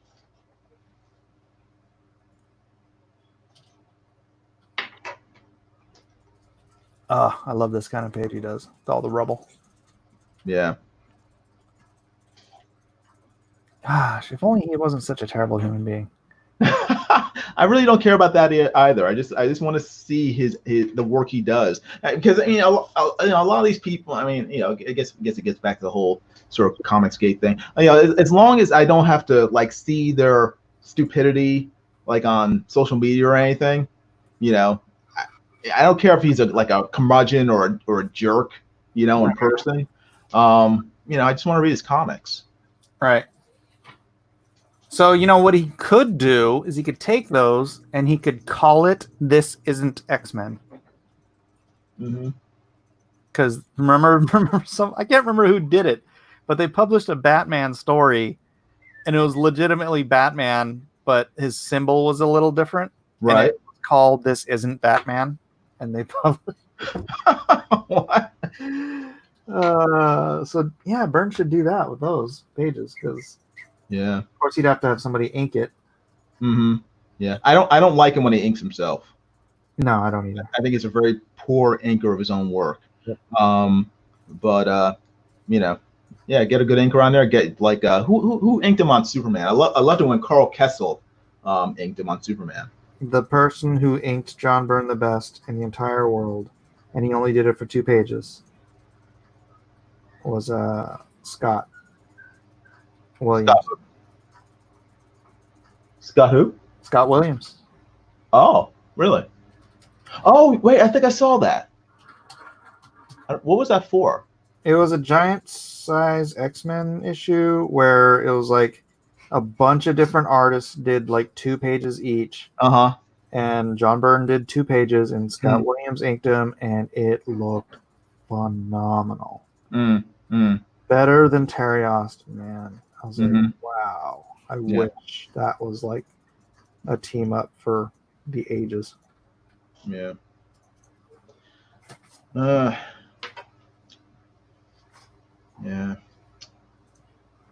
I don't know. I don't know why he's not working for the mainstream anymore. I mean, I guess over the years, you know, maybe he's just. They don't want to hire him. He's a jerk. He's very difficult to work with. So. Oh yeah, I'm sure he is. But you know, I don't know. I just think the stuff he produces is worth the grief. Yeah, At least for a reader, for me, it is. I legit will probably print out 1 or 2 of those pages and ink them. Oh, good. No, do it seriously because you're a fantastic anchor. So you know. Yeah, and he hates me. It's one of the few positive things I'll say about you, but you are a fantastic anchor. Thanks. I was forced to ink as a child. It's pretty true, actually. Really? Why? Why were you forced to ink? Because I didn't want to be an inker. But when Malibu hired me, I mean, Chris Ulm said he was going to give me penciling work. Uh-huh. But then when he saw, I faxed him this thing, and he's like, "Is this how you ink?" And I'm like, "That's a fax." But he's like, "Well, we need an inker right away, so if this is how you ink, you know, and you want to take the job." I'm like, "Sure." Okay. So they had me inking for the next 2 years. Oh, okay. Gotcha. Well, So- paid off. I was forced to ink as a child. 20 years old. Yeah. $40 a page. Cool. Crank those suckers out, dude. So Money, money, money. I didn't even know how to ink. I was inking with like freaking these markers instead of like, you know, like felt tip markers and Sharpies. I legit inked a cover of Gravestone with a Sharpie. Like the whole thing, beginning to end. That's funny. Back in my day, we took ash and water, and I inked a 48-page double spread comic Yeah. with my feet I could do that. because my hands were frostbit. You've seen me draw. I saw it, yeah. I saw it. I've been there since the beginning of your channel, boy. It's the very first day you were begging folks to come on, but I'm the only one who did. I know. What's up with that? Good old days. Jason here was legitimately on my first YouTube live stream the only guy watching me because he followed me over from Facebook. Yeah. Yeah. Actually, I first saw Mike's stuff back in the 90s when he was bickering with people on AOL's Message board. I'm bickering with John Byrne. Yeah, on their message boards. Yeah. And people would gang up on him a lot. So much fun, dude. So sometimes I would chime in to back him up, but yeah, it was kind of the You wild remember west those of. boards? I'm sorry. You remember everybody that was on those boards? Not everybody, but like. I vaguely remember some of the people. I mean, there were some people who were like regular, just like trolls on your message board. Mm-hmm. So We yeah. had Kevin Grievous. Oh, I don't remember him from there. We had Ethan Van Sciver. Oh, really? Okay. Yeah, I don't remember them from those days. We had one fella who ended up doing a book called Walking Dead. Oh, was that who, Robert Kirkman? Yep. Really? Wow. That's why Kirkman still hates me today. Oh, stop it! Come He on. does. He does. I asked freaking Ryan, man. What? Come on. I don't I understand. go, hey man, if you ever want to, if you ever want, because I've been friends with Ryan for years, and Right, yeah. and I'm like, hey, if you ever want a alternate cover or something for Invincible, and he got this, what do I say? Look on his face, and I go, Kirkman still hates me, huh? He goes, Kirkman still hates you. Wow. See, I don't understand that sort of mentality where like you argue with someone over politics or religion, and then you hate them because of it. You know, to me, it's just like it's this conversation. You know, it's the difference of opinion. I don't take that stuff to the grave with me. You know, like this person's my moral enemy, and I must destroy them in any way possible or deny them X, Y, and Z. It's like, okay, you don't agree with me. That's cool. Let's draw comics. Aaron Lopresti. No, Aaron wasn't on those boards. Aaron still hasn't figured out the internet to this day.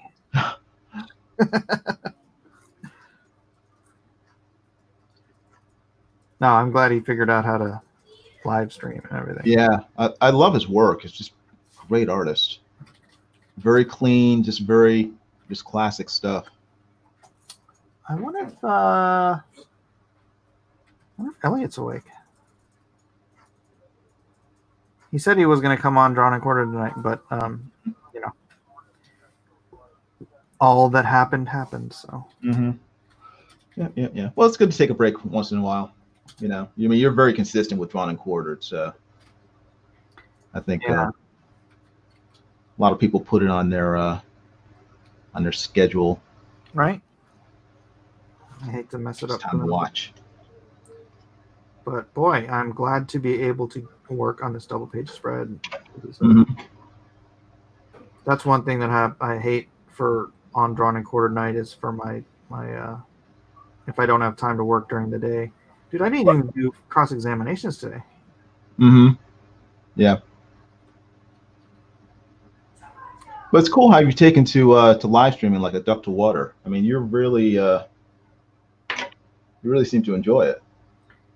I do. And I mean, is that? Do you think? I imagine your years of being on the convention circuit probably has helped you a lot. Sort of interact with people while you're drawing. No, this is what I would do back in the 80s. You know? Well, okay, the 90s. All right.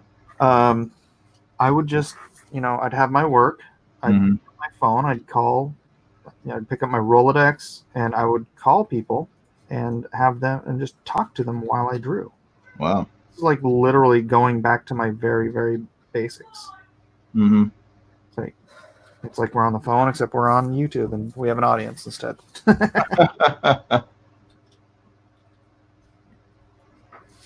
Yeah. I find that live streaming slows me up because I don't know. I think it uses a part of my brain that I usually reserve for for drawing and stuff. So I'm split. It's like I can't pay attention to what I'm doing on my drawing table, and also pay attention to the chat or someone I'm talking to because my brain is just too active. Really? Or not active enough. Wait. One of those.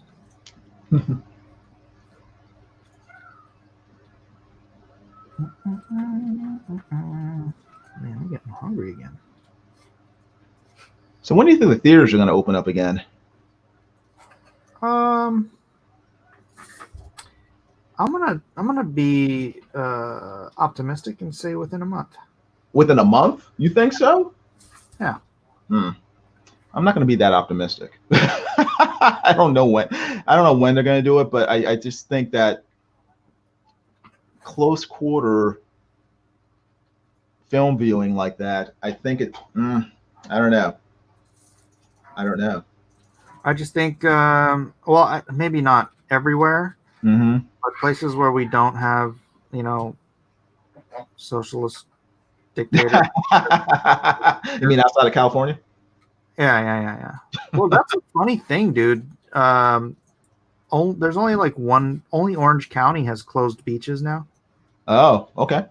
And I don't know, Gavin Newsom maybe just doesn't like Orange County or something. But yeah, I mean, dude, I went to the beach on Sunday. So Yeah. Saw the pictures. weird though, the water was like brown. No, really? Yeah. Huh. That's Which weird. is usually not the case, but we do have that algae that turns all the waves, makes the waves glow blue at night. Okay. That's in the water right now. So I was wondering if that algae is brown during the day and then just I don't know. glows at night. Yeah. We have red algae here in Florida, so Oh, that's the bad stuff, though. yeah, that's a bad algae. Yeah. You want the stuff that glows and makes everything pretty. You got red tide, boy. Red tide. Sounds like a supervillain. Actually, that's a great name for a supervillain. What, Red Tide? Yeah. Yeah. What'd you call the monster in the Magnificent Seven? What was that thing called? Meltdown. Meltdown. Okay. At first, it was Red Menace. Red Menace. Okay. And I'm like, oh, Meltdown. Meltdown is so perfect. Look at this crap. All brush. Oh, my eyes are hurting. Trying to focus on it. What the frick? It won't focus. No, I'm just talking about my eyes in general. They're pretty bad. Wow. Yeah, I can't get into that much detail with my. I mean, I hate crowd scenes, drawing crowd scenes. I love it. Oh my gosh. Just too much. It's too much. It's too much. Awesome. Oh, yeah, I saw that. He wasn't even- I mean, I like looking at it, but drawing it,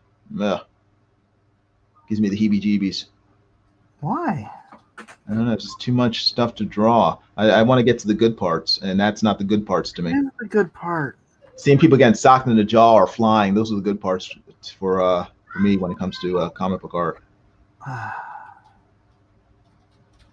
I don't know. I just get so stoked looking at guys like Carlos Pacheco doing these huge, crazy crowd scenes, and it just makes me want to do huge, crazy crowd scenes. Cool.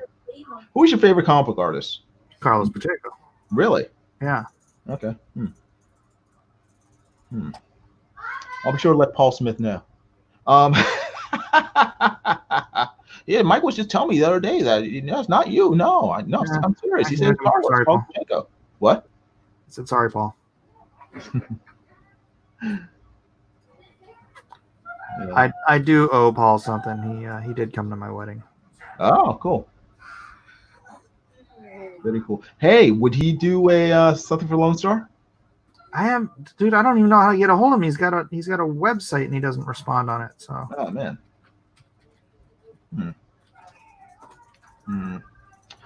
My favorite comic book artist, at least for now, or yeah, he has been for years actually, is Alan Davis. ooh, yeah, great stuff. And I love his One of writing. the highlights of my career. Yeah, you met him?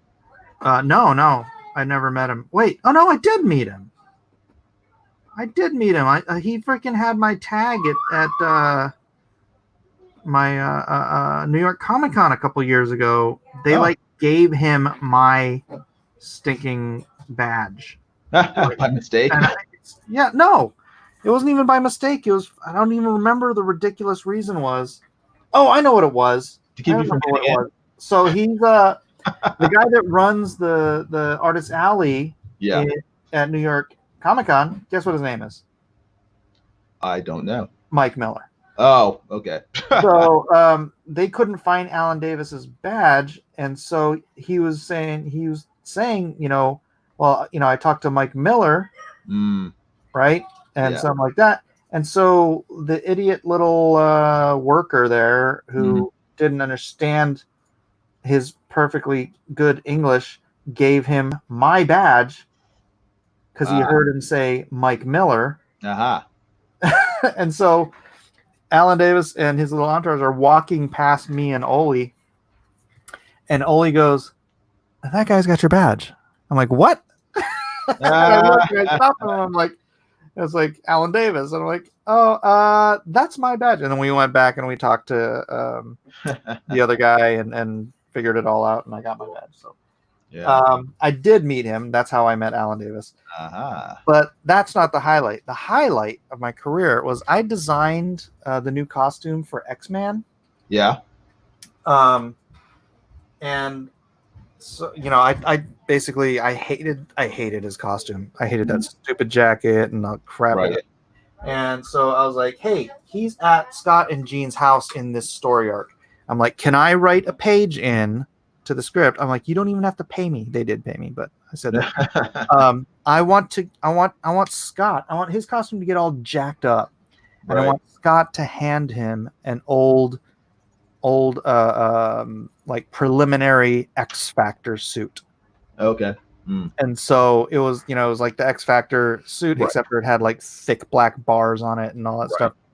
And then he still wore his belt, his utility belt on top of it.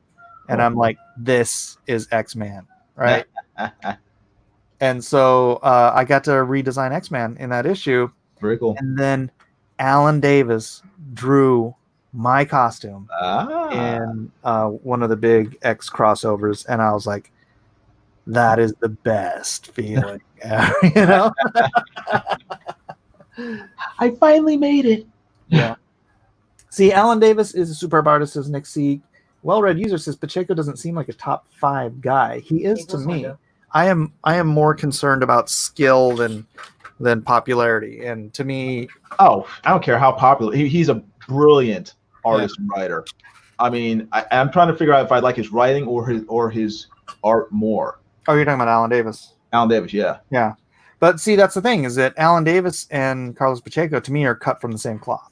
Oh, really? Okay. Yeah, they are both, they're so influenced by Neil Adams, but taken to this other dimension of well, for Davis, it's fluidity. Right. And for Pacheco, it's I don't know what it is. I love Carlos Pacheco. I guess Carlos Pacheco is like if you took some Alan Davis and you took some George Perez, you kind of mixed it in a blender with the greatest inker alive today. I think Jesus Marino is this unsung hero in the comic book industry because that guy brings so much to his inks. He brings so much texture and detail. Oh, unbelievable.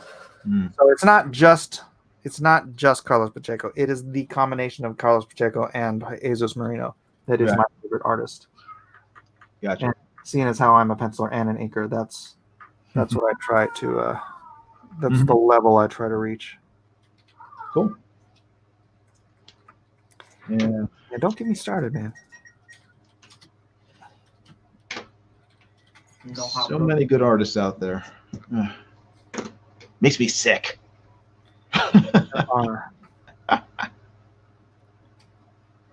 There are. Yeah, that's what makes me sick about people just complaining about all these crappy artists. It's like, yeah, they are hiring some crappy artists. You are ignoring so many fantastic artists in order to complain about, these handful of crap artists. But is Carlos Pacheco, is he working on anything right now currently? I don't know. I mean, I think that's the thing. I don't like anymore. I think people are upset because all these great artists they know are out there and are available for work aren't being hired. I think that's what annoys people more than anything else because But I think they would be hired if they wanted to work. You don't think Travis Tritt couldn't get a job in a heartbeat? I don't know. I mean, I don't know. Dude, he stopped working for American comics decades before any of this stuff happened. Yeah, but I mean, I don't know. I just because like with John Byrne, I don't know if some of these people are too difficult to work with. I don't know a lot of the backstory with why they may have stopped working. Byrne has been a bridge burner for his entire career, and Right, he's yeah. just out of bridges. But I don't know. If I were in charge of Marvel and DC, I would still be trying to hire him. I wouldn't care how much of a pain in my butt he was. Well, I mean, that's the thing is that he has legend rate, right? And I don't know if he could pull legend numbers anymore. You know, he used to have this faithful 50,000 that would follow him from book to book. Right. And then it became a faithful 30,000. And then the more of them he met at conventions, the smaller that number. Oh man, he's like no, he's basically like what's his name? Doc Martin. He's Doc Martin of comics. Doc Martin. You ever seen Doc Martin? No.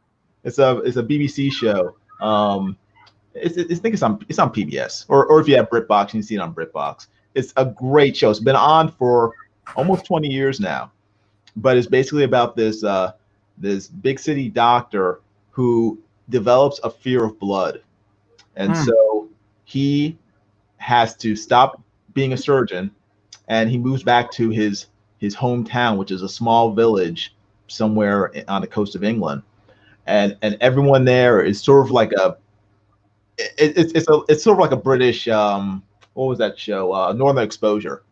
Oh, really? But the doctor is just a complete curmudgeon, completely antisocial, you know, grumpy 24/7. But you know, deep down, you know, he has kind of a heart of gold, more like a heart of fool's gold. But yeah, I'm not sure Byrne has a heart. So, but it's yeah, it's a cool show. It's a cool show. The guy won't even buy Girl Scout cookies. He won't what? Buy Girl Scout cookies. He won't even buy Girl Scout cookies. No. I knew somebody who knew him and worked with him and lives in his town. And he's like, you know, he just saw him walk by and never mind. That's just a stupid anecdote, but oh man. Yeah. Well, you know, people are odd. So I've kind of learned to forgive people's oddities to a point. Yeah. Some people just aren't worth the problem. Didn't you have a moment with John Byrne? Oh, yeah, I've had moments with John Byrne.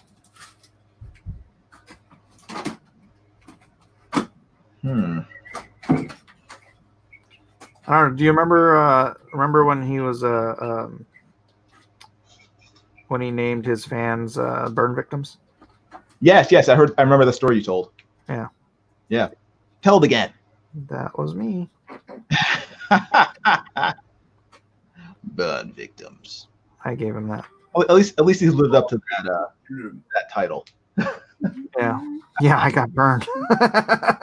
Got burned by John Byrne. And the thing is, I didn't even make that up. It was my friend Matt that made it up. But I'm the one that said it to him. He's like, "Oh, burn victims. I like that." And started using it in his column. I like that. So I used to call you my faithful 50,000, but now I call you my burn victims. I'm like, all right. Sheesh. How many times have you met him at conventions? Twice.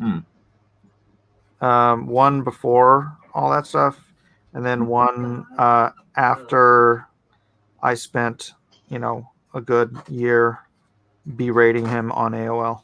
Oh man, no. Yeah. Why?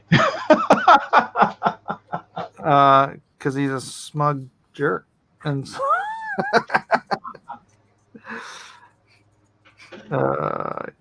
Sheesh. yeah. I was bad. I was bad. Too bad.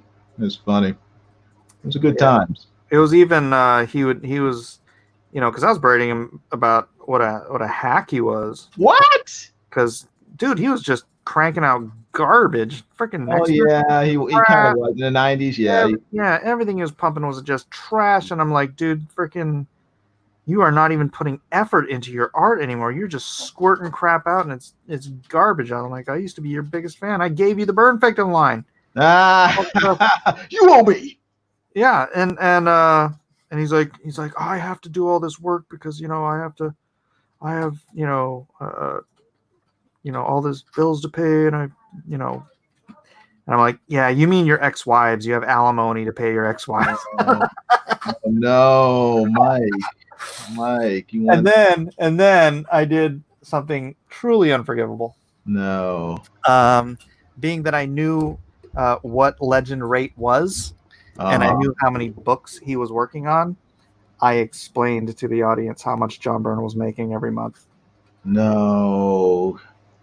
And John Mike, you're not supposed to give away magic tricks. I know. I was a jerk. I was a jerk. Forgive me. I apologize, John Byrne. I was a real big jerk back then. Now, what about Peter David? I've only ever had one real interaction with Peter David, and we were on a panel together at Dragon Con one year. Oh, cool.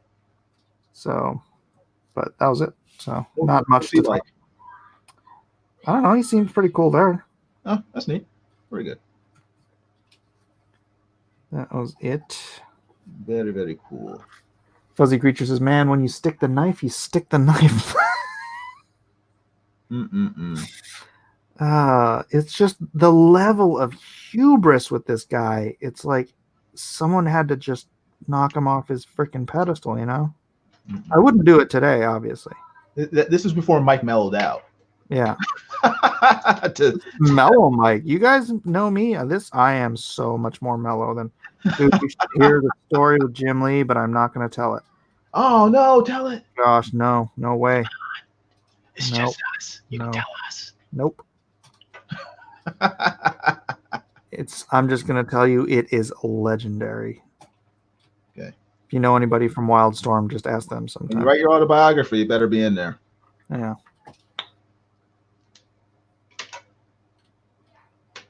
Let's just say I'm the only guy who probably ever called Jim on his crap.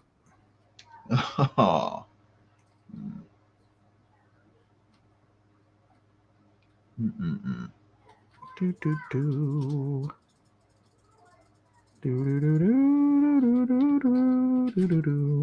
So not to get too far in the future, but what is the next book after Lone Star? That is too far into the future. Well, the next book is actually Magnificent Seven. All right, yeah. When's that going to launch? Fulfilling Lone Star.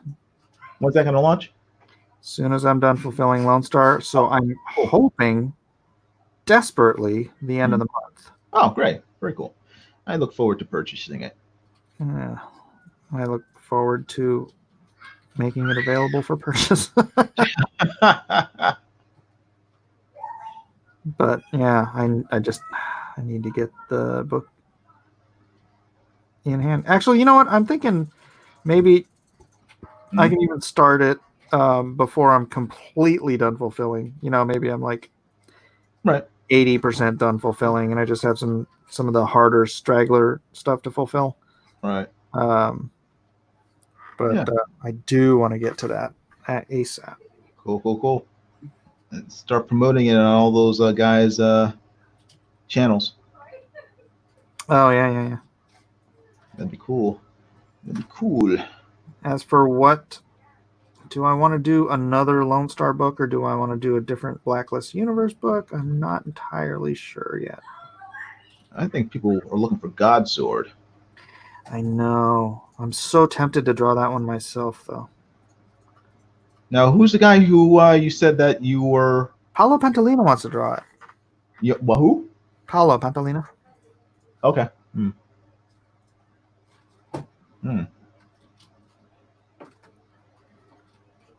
So, but I still don't even have a script from Ben, and Mm-hmm. I'm like, dude, if you're not gonna finish it, just let me finish it. He's like, no, I want to finish it. I'm like, then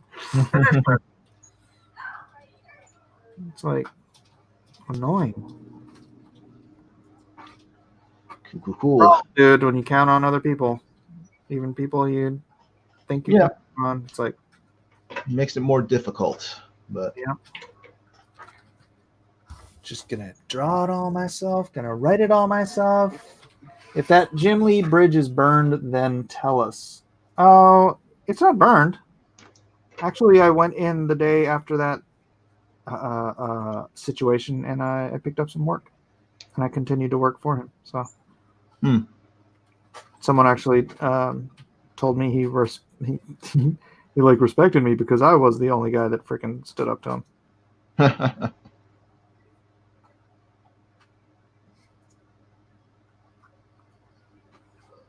It's funny, dude. When you're in a position like that, nobody has the balls to stand up to you. Yeah. No, they want to keep working. Yeah. So it's like, is this worth not paying my rent for the foreseeable future? Maybe I'll let it slide.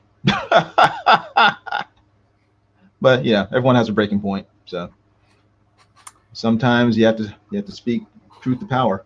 That's correct. And I had the power.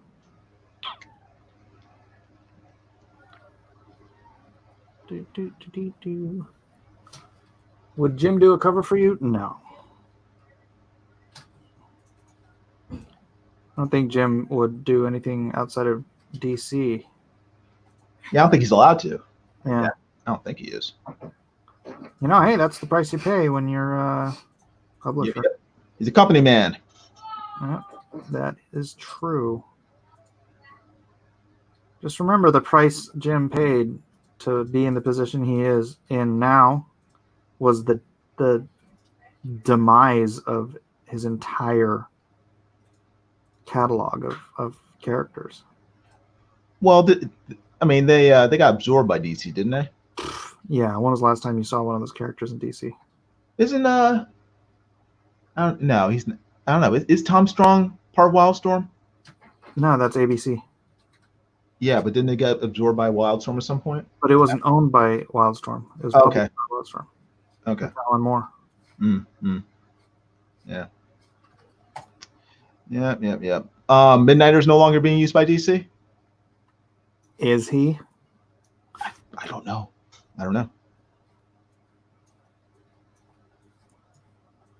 I mean, he's got an entire universe of characters that are just Yeah.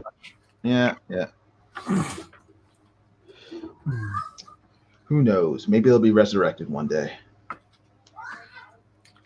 Did the Mrs. marry Jerkwad Mike or Christian Mike? I was transitioning. Transitioning.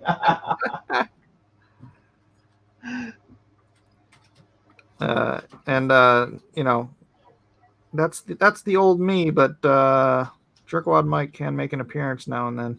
No, man. I don't like it when he does, but oh boy, keep him at bay as much as possible. Right? You know what I'm saying?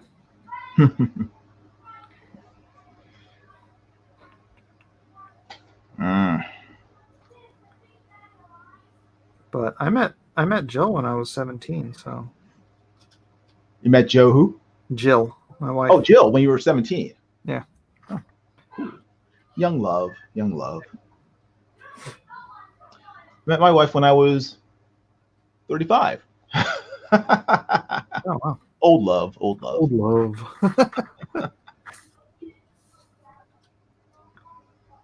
Actually, was it 17? It's 1998. It was July, August. No, maybe I was 16. Maybe I was about to turn 17. Mommy! Yeah, I was about to turn 17. So she was just 17. Isn't it creepy how many songs are about like men going after 17-year-olds? Yeah, it's how old were they when they wrote that song? Probably 1920, something like that. early 20s. So it might be acceptable if he's like 20, 21. And How about she's only 17? oh yeah, well yeah, that's meant to be a little risque. Dancing Queen, only 17. It was the 70s. So Yeah. and it was ABBA. You have to forgive them for that. Come on, they're Swedish or something. Are they? Where are they from? They're from the Netherlands. They're from somewhere. I have no clue about anything. Somewhere up north, Swedish or something like that. There's some kind of Aryan. I just know there's another band that's singing songs about 17-year-old girls. Christine 16 says Ray Thulu. Yeah.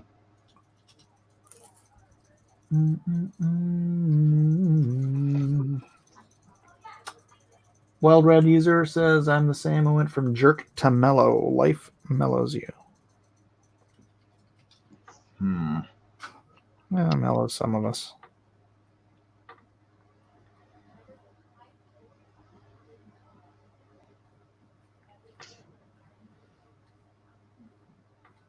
You know what? We could be watching Black Widow right now if it weren't for this stupid virus. Wait, what? We could be watching Black Widow right now if it weren't for this stupid virus. Oh, if it weren't for the virus. I thought you meant we could get off and watch it right now. No. We could be going to the theaters and watching it. Yeah, burn it. Good. Looks good. That's the one movie I'm looking forward to seeing. Oh, that and the James Bond movie. I really want to see that too. Yeah, even though I don't like Daniel Craig as James Bond. I think he makes a really poor James Bond, but I love the action in those movies. So that keeps sucking me in, keeps drawing me into the theaters to watch them. Then he's a great James Bond. No, he's not. He doesn't act like James Bond. You keep wanting to go in there. He's a great James. I'm drawn in by the action, not by him as James Bond. If they substituted some other guy, Jason Statham, I still watch it. But Jason Statham isn't a great James Bond either. So you just watch movies for the action? Yeah, I would say 90% of them. Yeah. I'm not that concerned about. Well, I mean, if it's a character like James Bond, I do care about how the character is portrayed, but I'm willing to put up with a bad portrayal if there's enough action in it. So I don't judge a movie by its action. Action can get boring. it can be, but I don't watch all action movies. So, certain movies I go to for the action, like, if I go to a Kung Fu movie, I don't want to see them sitting around talking about stuff all day. I want to see people getting kicked in the head. Mm-hmm. If I go to a James Bond movie, I want to see things get blown up. I want to see a fair amount of action, and I want to see some witty repartee and at least one failed sex scene. And fancy toys. And fancy clothes, yes. Toys. I want to see him acting suave. I mean, Daniel Craig has never gotten the whole suave thing down with James Bond. He always strikes me, whenever I see him, I see him as a hitman, which James Bond kind of is, but he shouldn't look like one. He shouldn't come across as one. And Daniel Craig, I see him as like, that guy looks like a Russian mobster. All right, fair enough on that. He would play a great young Putin. Oh yeah, shirtless on a horse. Yeah, that would be great. Yes. I want you to play me in the story of my life. Oh man, from the race to the KGB. Co-starring Steven Seagal as himself. That would be awesome. I would be there opening night. Epic movie. Epic movie. You'll love it. Mm-mm-mm. Steven Seagal. What happened to him? He got fat. He started off so He beat promising. his wife and he got fat. That's the story of Seagal. I mean, his movies started out so cool, and then like I'm trying to think, like by the time Fire Down Below came out, I can't remember when that came out. If it came out in the 90s or early 2000s or what, when he still had actual movies in the theaters, I would be sitting there with my friends, and it'd be like watching a Godzilla movie. We would spend half the movie laughing at him doing stuff that was just completely fake and so contrived that you just could not take even a ridiculous martial arts movie seriously anymore. It was we would just go for the laughs. Have you ever done any Aikido?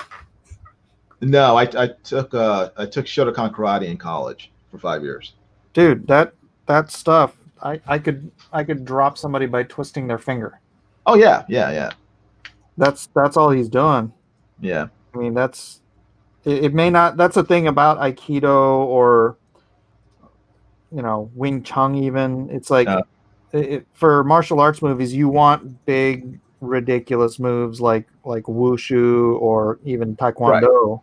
Right. Mm-hmm. Stuff like that, because it's like these big energy wasting Mm-hmm. moves that look cool.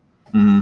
I'm going to do a windmill kick and knock that guy out. It's like, that's what's important, though. that is a complete waste of energy. It's more important to look cool than to be cool.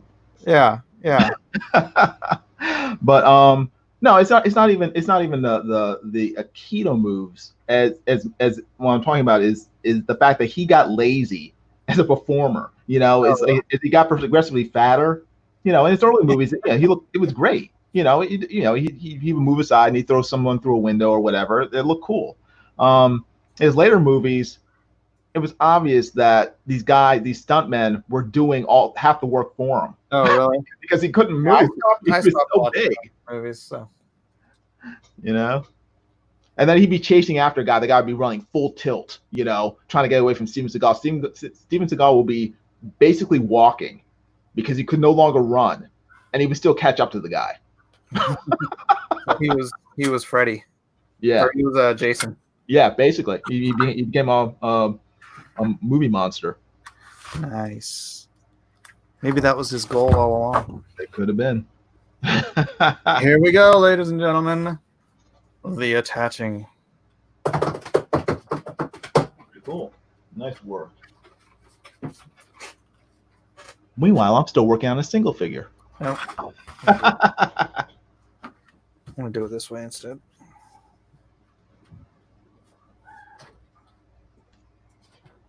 Very cool stuff. Still working on a single figure.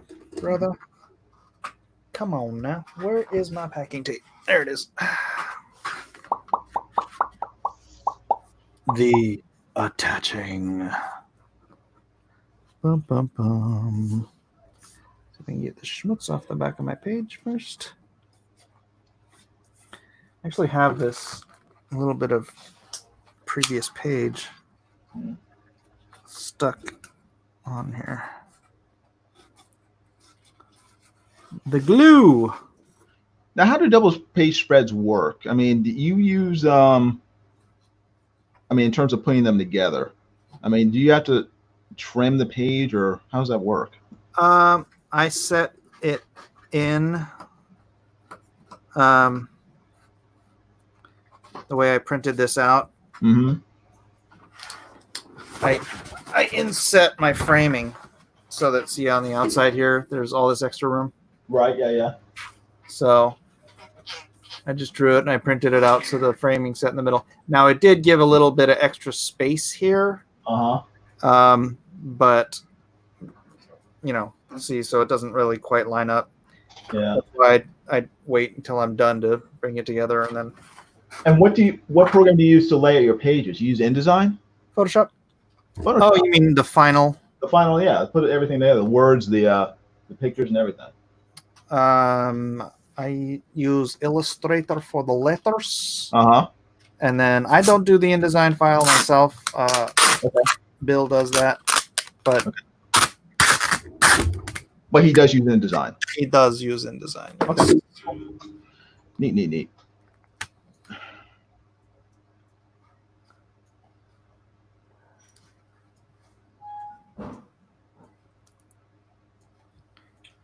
Only 17. Ooh. Mike, you should stop singing that song. You're gonna scare all of Eden's friends. Nah. I know, Eden's 17 now. Oh no. My children are such better children than I was. It's probably because my parents were divorced by the time I was in high school. So very little moral guidance. Yeah. Raised agnostic, that didn't help at all. Yeah. There's something to be said about the nuclear family. Yeah. My kids are freaking angels compared to me, man.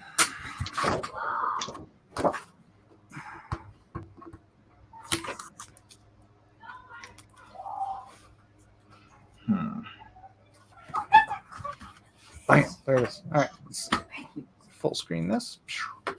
Cool. Look at that. I just got to do this strip right here, and this double page spread. Freaking awesome. Man. Crazy. So is how did again that begins in spoilers how what's his face is involved in that. So I will. Wait, what? I was just wondering how what's his name, Voslog, whatever his name of the head vampire. Svarog. This is Svarog right here. Where is he? Oh, okay. So he's leading it. He's his father, Dimitri. Ah, okay, got it. Cool. So they are at the head of the Mongolian horde after they are. Actually, I can show you the page before this. They are drafted into Mongolian horde because the page before this is the Mongols come. They attack. What is it, Kiev? Huh. Maybe it's Kiev. And then, after they have taken the keep, it's nighttime, and they're like, these men will fight. Will you join us as we ravage your country? And they're like, yep. Yeah. Cool. All stuff. And then this is. Cool. It would be fun to do like a full series, because he's 800 years old, so I can't really cover everything in the 23 pages of his origin story before we get to do a one shot at some point after you fulfill. No, I'm saying he's 800 years old, right. So it would probably be very cool to do like a full series on him.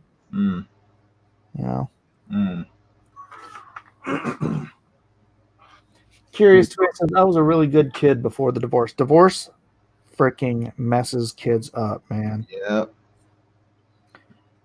I was a good kid before the divorce too. I remember because I ended up in the punk scene. My brother too. I wasn't like full on punk or anything, but I was just part of that scene. I would, I dressed more like a mod or in general. Right. But I was hanging out with like all my punk friends and stuff at 7-Eleven one night, and it just dawned on me, and I was like, how many of your parents are divorced? And every single hand went up. Wow. Kids rebel. Kids don't rebel because kids just rebel. No. None of my kids have rebelled. I've got a 17-year-old and a 19-year-old. Neither of them have had. I mean, Eden's a typical teenager, but she's not like rebellious youth. Well, That comes with Micah, he's a rebel. no, Micah's just a Micah's troublemaker. He's just a Micah's just Micah. troublemaker. No, Micah's a good kid. I know he's cool. He's always Micah is like me before the divorce. ah. You know, Ah. really high spirited, gregarious, just Calvin and Hobbes esque. Yeah. yeah. Cool. So Eden wants to dye her hair pink. Mike, you failed as a parent. Well, except for it's not like that, you know.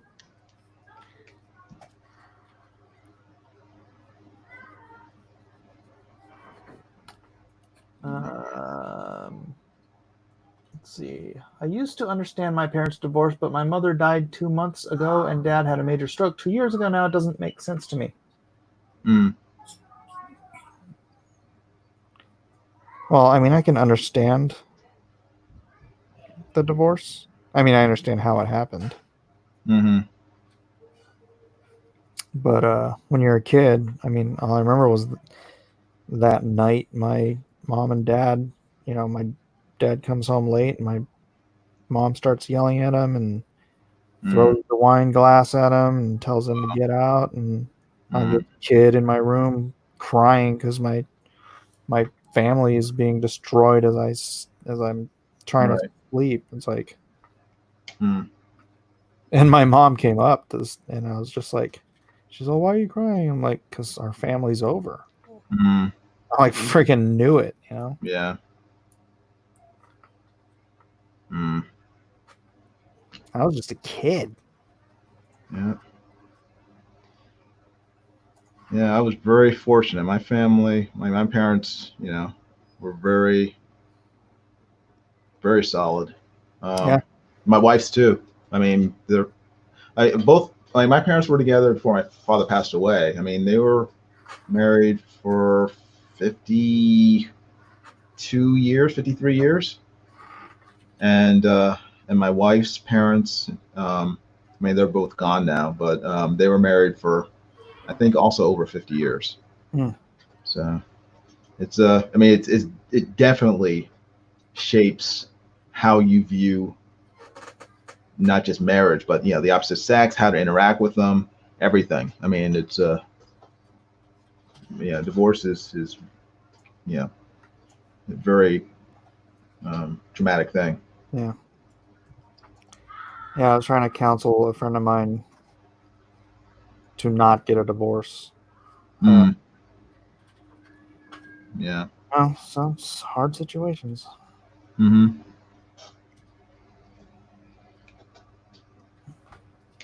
Yeah.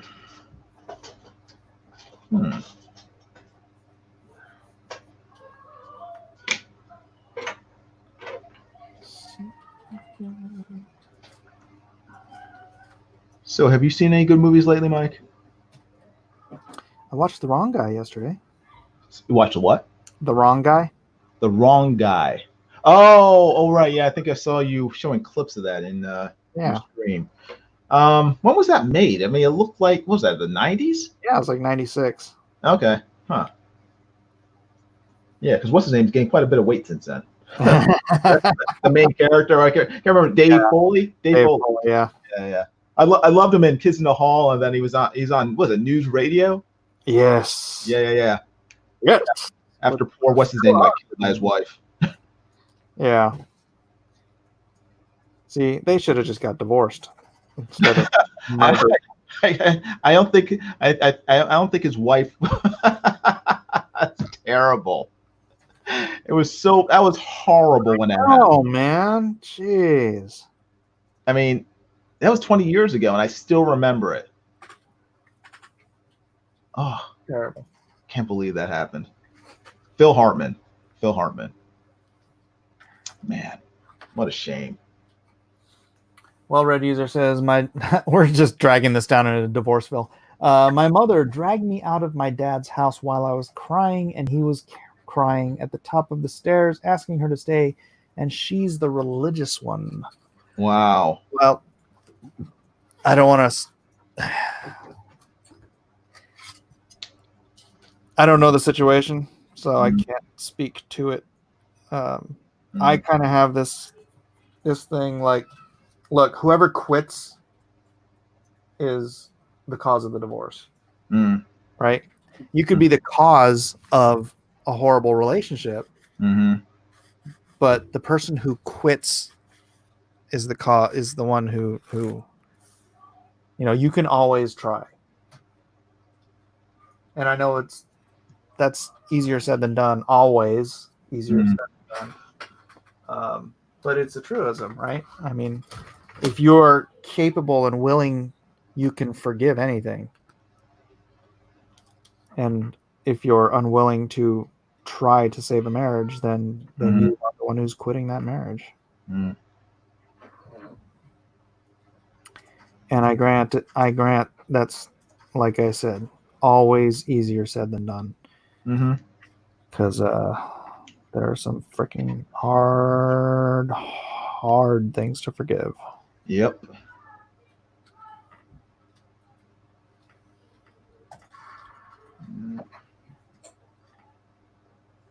I hate using a marker on this line because I'd rather use a quill.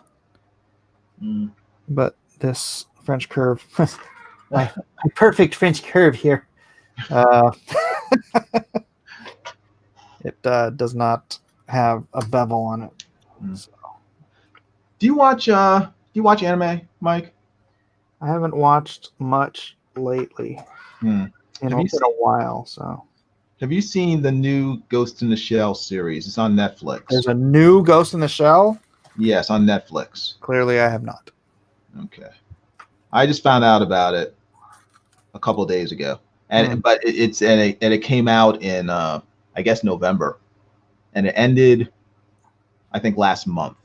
So I'm in the midst of watching it. I love the Ghost. I mean, I don't know if you've ever seen. Have you ever seen a TV series that which has been sort of ongoing for the last 20 years? The TV series? Yeah, Ghost in the Shell, standalone complex. No. Okay, well, you have to go back and watch all of it. But I really love that show because they would have various seasons. I mean, I think each season is like 24 episodes or something, and and then they would have they made movies based on the series and stuff over the years. I enjoy it much more than the actual original movies because I find the movies to be very too dense, too philosophical, for me to actually enjoy it. I mean, they're cool to watch visually, but there's like. You mean the anime? The anime, yeah, the anime. The anime movie, the original anime movie from like '95. Yeah, that was great. It's great, but I just found it very dense. I mean, it's like a lot of just like psychobabble, sort of gobbledygook that interfere with my enjoyment of the movie. I mean, I've watched it several times, and the second one I found even worse. I know what you mean. So, but the TV series based on those movies is really, really good. I mean, maybe it's because there's a lot more action in it, but also it doesn't deal so much with the what it means to be a human being, but it delves a lot more into politics, the politics of the universe, and the world they're in, and I just find it very fascinating to watch. They came up with a new series on Netflix, like I said, several months ago, but as opposed to the other series, which were 2D animation, this new series is 3D animation. And I'm finding the stories are still good, but I don't enjoy it as much because the 3D animation, it almost looks like PlayStation 2 cutscenes. Oh no. So I'm like, animation isn't quite up to par, but the stories are still good.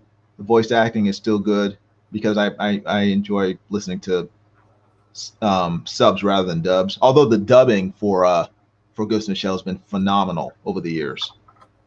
It's one of the few shows, that and Cowboy Bebop, where the dubbing is just as good, if not better, than the original subs. I need to one of these days get around to Cowboy Bebop. You need to get around what? Cowboy Bebop. You haven't seen that?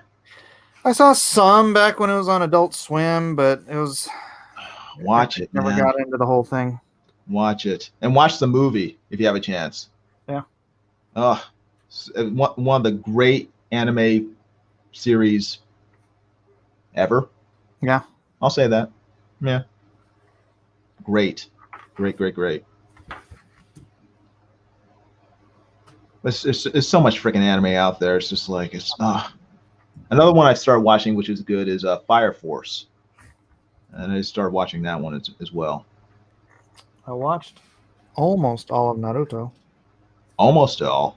Yeah, I skipped a bunch of the fillerish episodes. Oh, okay. I can understand that. I don't blame you. The filler was killing me for years.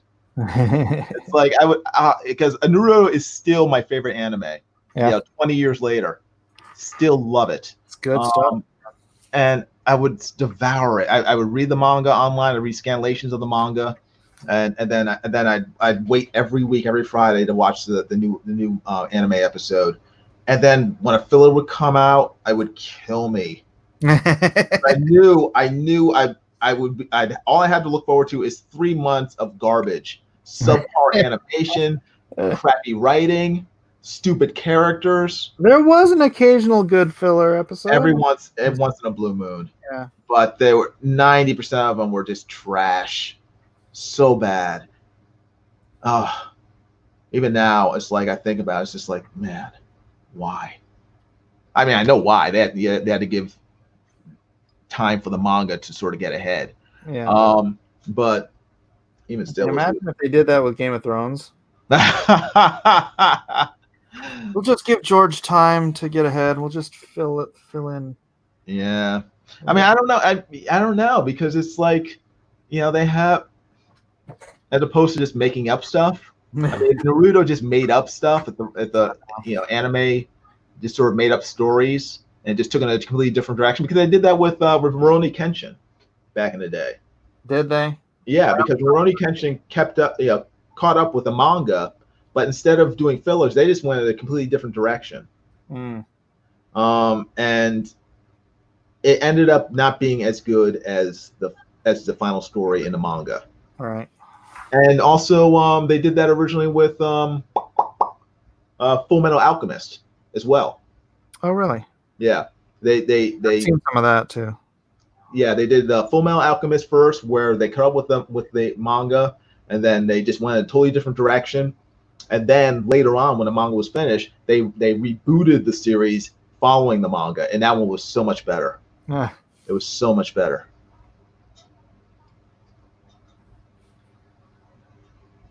So I got to see the story twice, which I'm not complaining about, because it's just I wish American comics and animation were as exciting for me as Japanese manga and anime. Yeah, well, they take it a lot more serious over there. Yeah. Just the entire culture. Yeah. But I certainly appreciate the influence that manga has had on a lot of American stuff. I remember when I wasn't a kid. I was probably in my late teens, early 20s, or maybe about 20. I remember the first time I saw an American cartoon that when I looked at it, I could see anime influences on it. And I was like, I got really excited. I was like, oh, that's so cool. It was Rescuers Down Under. And it was what scene was it? It was a scene where the kid, I think, gets knocked out of an eagle's nest, and he's falling. He's falling from a cliff. And as he's falling, they do a close up of his face, and you see like tears, like sort of like forming his eyes and like sort of streaming across his face as he's falling. Mm-hmm. And when I saw that in the theater, I was like, man, that's just like something out of anime. And I thought it was like, that was so cool. I got really excited. I'm still excited about it. But yeah. Some cool stuff in animation. I just wish they would go back to more 2D animation. And not the really crappy like Cal Art stuff they have on adult, sort of Yeah. on Cartoon Network nowadays. I'm talking like actual real animation. Yeah. I know. I hated it when Disney said they weren't going to do any more 2D animation. Yeah. It's like, it doesn't sell. Boulder Dash, hogwash. Right? Gotta get with the times, man. Get with this 3D stuff. I hated it when they started putting 3D assets in 2D animation too. Oh, like for instance, what? Like Beauty and the Beast? Beauty and the Beast is the first. Gotcha. Yeah. Freaking stupid ballroom. That stupid cart or wagon. Like that is so obviously 3D. Yeah. No, like in the 90s or the late 90s when I was working on Storm, there were some programs coming out that were taking 3D animation and creating an organic line, right, that made it not cell shading. It wasn't about the shading. It was about the line itself. Okay. Looked hand drawn. Huh. So it wasn't just like robotic and all that stuff. And I'm like, right. That is fantastic if they start using that. And I don't think I ever saw anybody start using it. It was just like, maybe it was because I worked at the video game company and they were like, or maybe you did and they did so well you didn't notice it. Oh, hey. But I miss that organic line, and the imperfection right. makes it perfect, Right. Yeah. I mean, you can go too far. Like, I mean, if you look at some of the Disney cartoons from the 60s when they were doing like everything. Well, yeah, they were doing like really sketchy pencil work, and then they would just take that just straight to colors and stuff, and you can see all the pencil lines as the, like in I think like in Aristocats and yeah, that was actually a cool look though. I'm sorry, you didn't like that? I to a certain point, I was okay with it, but then in several scenes I would be watching it, and it's obvious that this is just like sort of scratchy pencil work that's been colored. Well, yeah, but they couldn't do that. That had to be inked in that style, because that's how those were painted cells. You can't pencil on a cell. No. They were no. This is, I'm not talking about. They would take the pencil lines from the animators and they wouldn't ink them. They would scan them in or photocopy or whatever, and then they would onto cells, onto clear cells, and then they would paint them. And so you would see all the pencil lines on those cells instead of cleaning them up. And I don't know if they did that for speed, to save money. I don't know why they did it, but it showed up on a final animated features, and so they didn't look as clean as later films like Little Mermaid, or earlier films like Pinocchio and Snow White. There was like this middle phase in the late 50s, early 60s, and they were doing a lot of sort of experimental stuff. I remember Little Mermaid was the first 2D animated film Disney had done in like a really long time. Oh yeah. I mean, that was a big thing. I mean, that was probably since The Black Cauldron. I don't even remember, man. I just know. I mean, that was like 85, I think. And then Little Mermaid was 90. So 90. That just blew up Disney again because before that they were just replaying everything every holidays. Yeah. You know. Yeah. Because I don't think they really had a hit since probably The Fox and the Hound. But Little Mermaid was a phenomenal movie. I remember when I was in college, and then Disney animators came to the came and gave a presentation when they were still working on it. They showed some of the pencil tests for the film, and it was just, everyone was just like, man, that is so cool. And then afterwards, I went outside and I stole the poster announcing the event. I still have it. Nice. That's a collector's item. Yeah, great movie. Yeah, it's funny is my wife was asking me, I'm like, if I had my Metallica T-shirt from the concerts I went to in the 80s, 90s. Yeah. Like, no, and she's like, they're worth like hundreds of dollars. I'm like, what? She looked it up on eBay. Yeah, on eBay they're like $200, $300, $400, $500 for if they're in good shape. And I'm like, wow. I'm like, I still have my Monkees concert shirt from She looked that up. like 8th grade, and yeah, it's like $40, $50, $60, something like that. Oh, cool. Oh man. That I've got, but Metallica, no. I still have my Akira shirt. Oh, cool. 89, baby. I it took me a while to sort of get used to. I mean, I love anime, but even now, I have to be careful what anime I watch because you don't know what's in it. A lot of times, how violent it gets and stuff. I was shocked when Akira came out and I saw it for the first time. I had to stop it and then take a break and come back to it probably about 3 or 4 times when I watched it the first time. Yeah, I first saw it on VHS. Yeah. Back in I guess it was early 90s. It was too intense.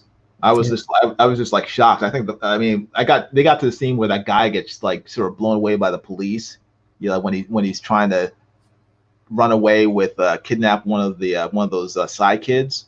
It's towards the beginning of the movie, and the police just cut him down with like 1,000 bullets, and he's just like sort of like writhing, like it's standing up as bullets are like just smacking into him, blood's flying. I had to turn it off. I was like, oh, what the heck?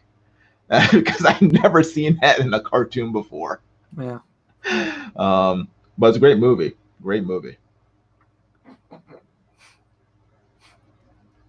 So. Yeah, I was watching. I'll go to a lot of the anime things, like the Bill Plimpton's anime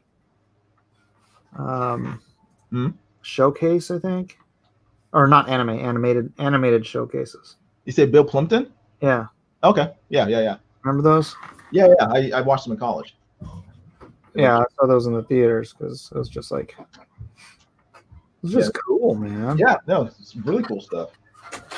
I mean, just it's kind of crazy, creepy, but it's cool stuff. Yeah. People's mouths opening wide open, then like another head popping out of it, and yeah, me and my buddy Matt used to go watch all those things. Yeah, they used to show them at the main what was it called? It was like Ritz Hall at my college. They would show all these cool movies like that. They would show. I think that's the first time I saw Ren and Stimpy. First time I ever saw Baron Munchausen. They would show all these really cool films there. Munchausen, that was 89. I remember I was working in a movie theater. Ah, cool. Actually, I might have the movie poster. Ah. Find out how much that's worth on eBay. I don't know. I don't know where those movie posters are. I had a bunch of them from 89.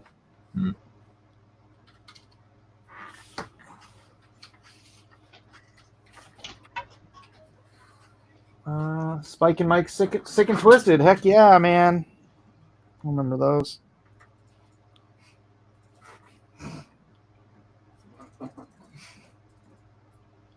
I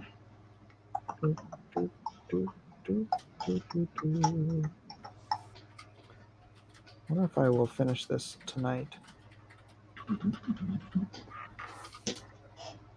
I feel like I could, but I probably shouldn't.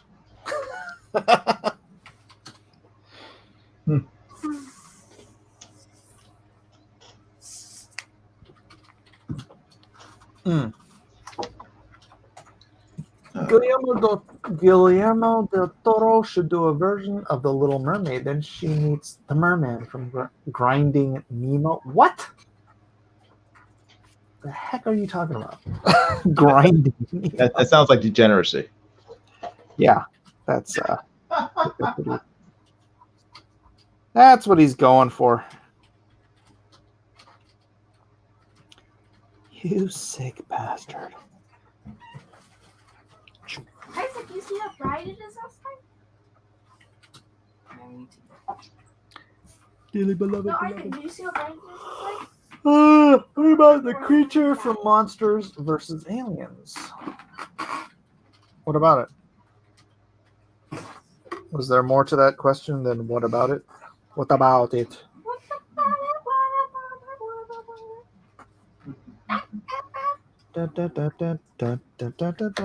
Wow.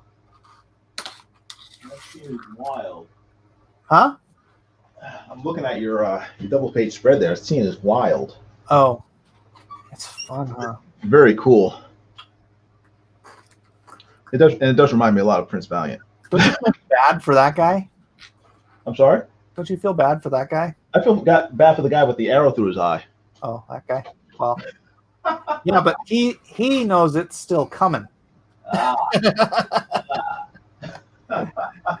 Like, come on, guys, let's get this Mongol horde. What?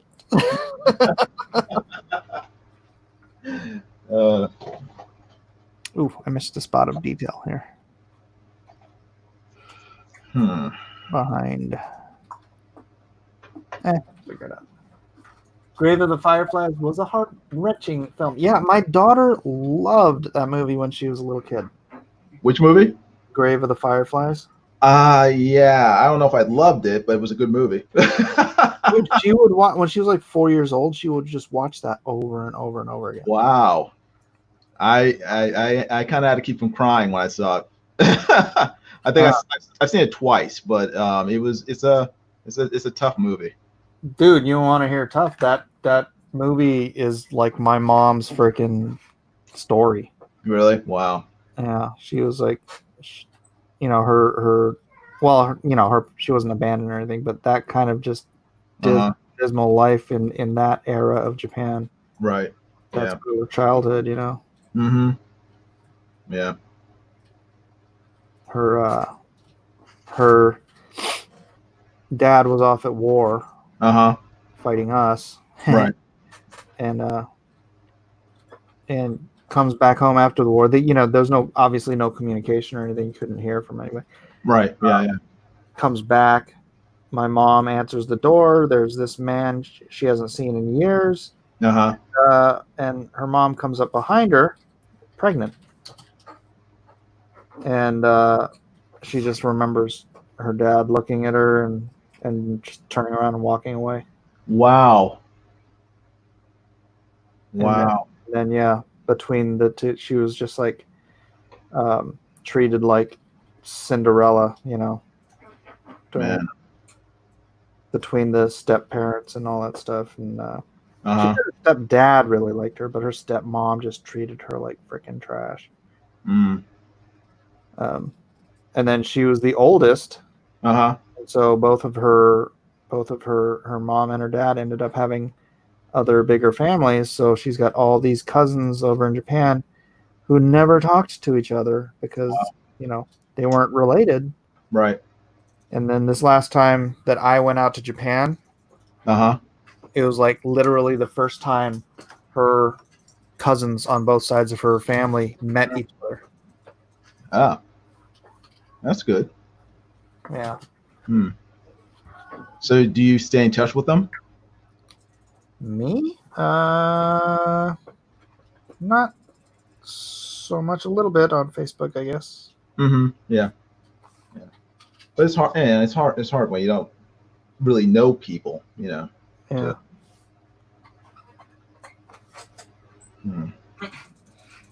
they're my cousins, man. Half my family's out there.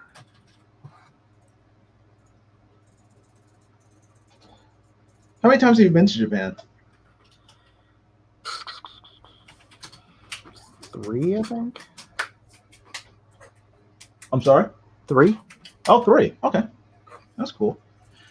Yeah. We're thinking about going for our 10th anniversary. Oh yeah. Yeah. I would like to visit. And then hide in the Naruto studios and live there. Hide in the walls, hide in the attic. It is absolute culture shock, dude. Yeah. You're gonna have to go out and hang with Chester. Yeah, that'd be cool. That'd be cool. And Junkyard Done, he's in Japan too. Oh, that's right. Junkyard Done. Yeah. Very cool. Now on the way back, we can stop by Hawaii, hang out with Edwin. There you go. Yep, and Manny, Good Dog Press. That'd be awesome. That the world tour. Yeah, there we go. Bam. And fly over to England. And who's over in England? That's kind of the wrong way. A lot of people are in England. Oh, visit Alan Davis. Woo! Perfect. The plans are in motion. Why are you so close to me? Why are you not?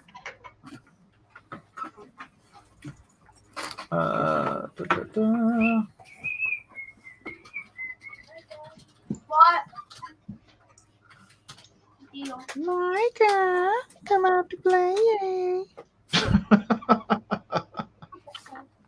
Already saw. It looks like Dave.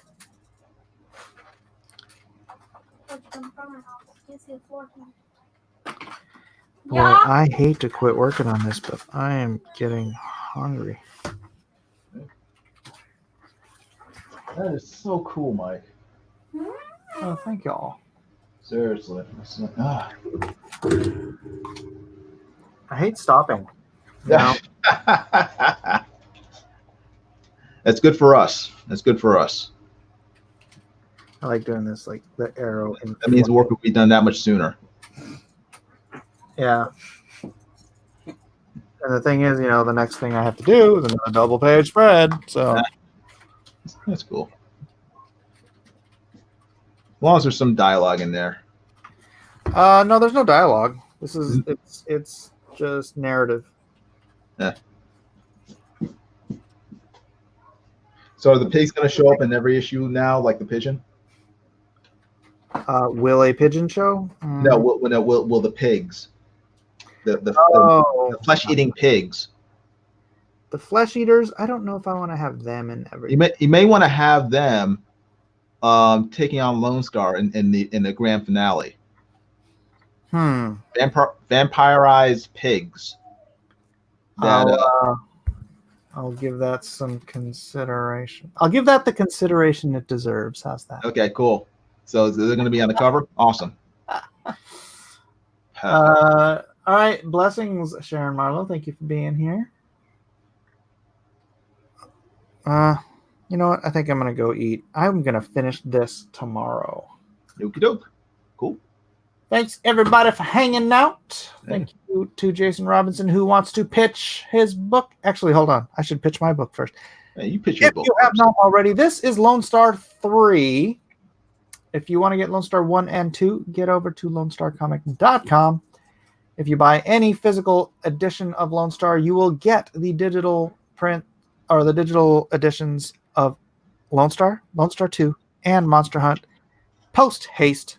So you could read those before you get the physical copies in hand. Jason, do you have something you want to pitch? Bro? Yes, I would like to pitch my comic book that I'm currently drawing with writer Nasser Abadi. It's called Secret Comics Presents. There's only about 5.5 days left before the campaign closes.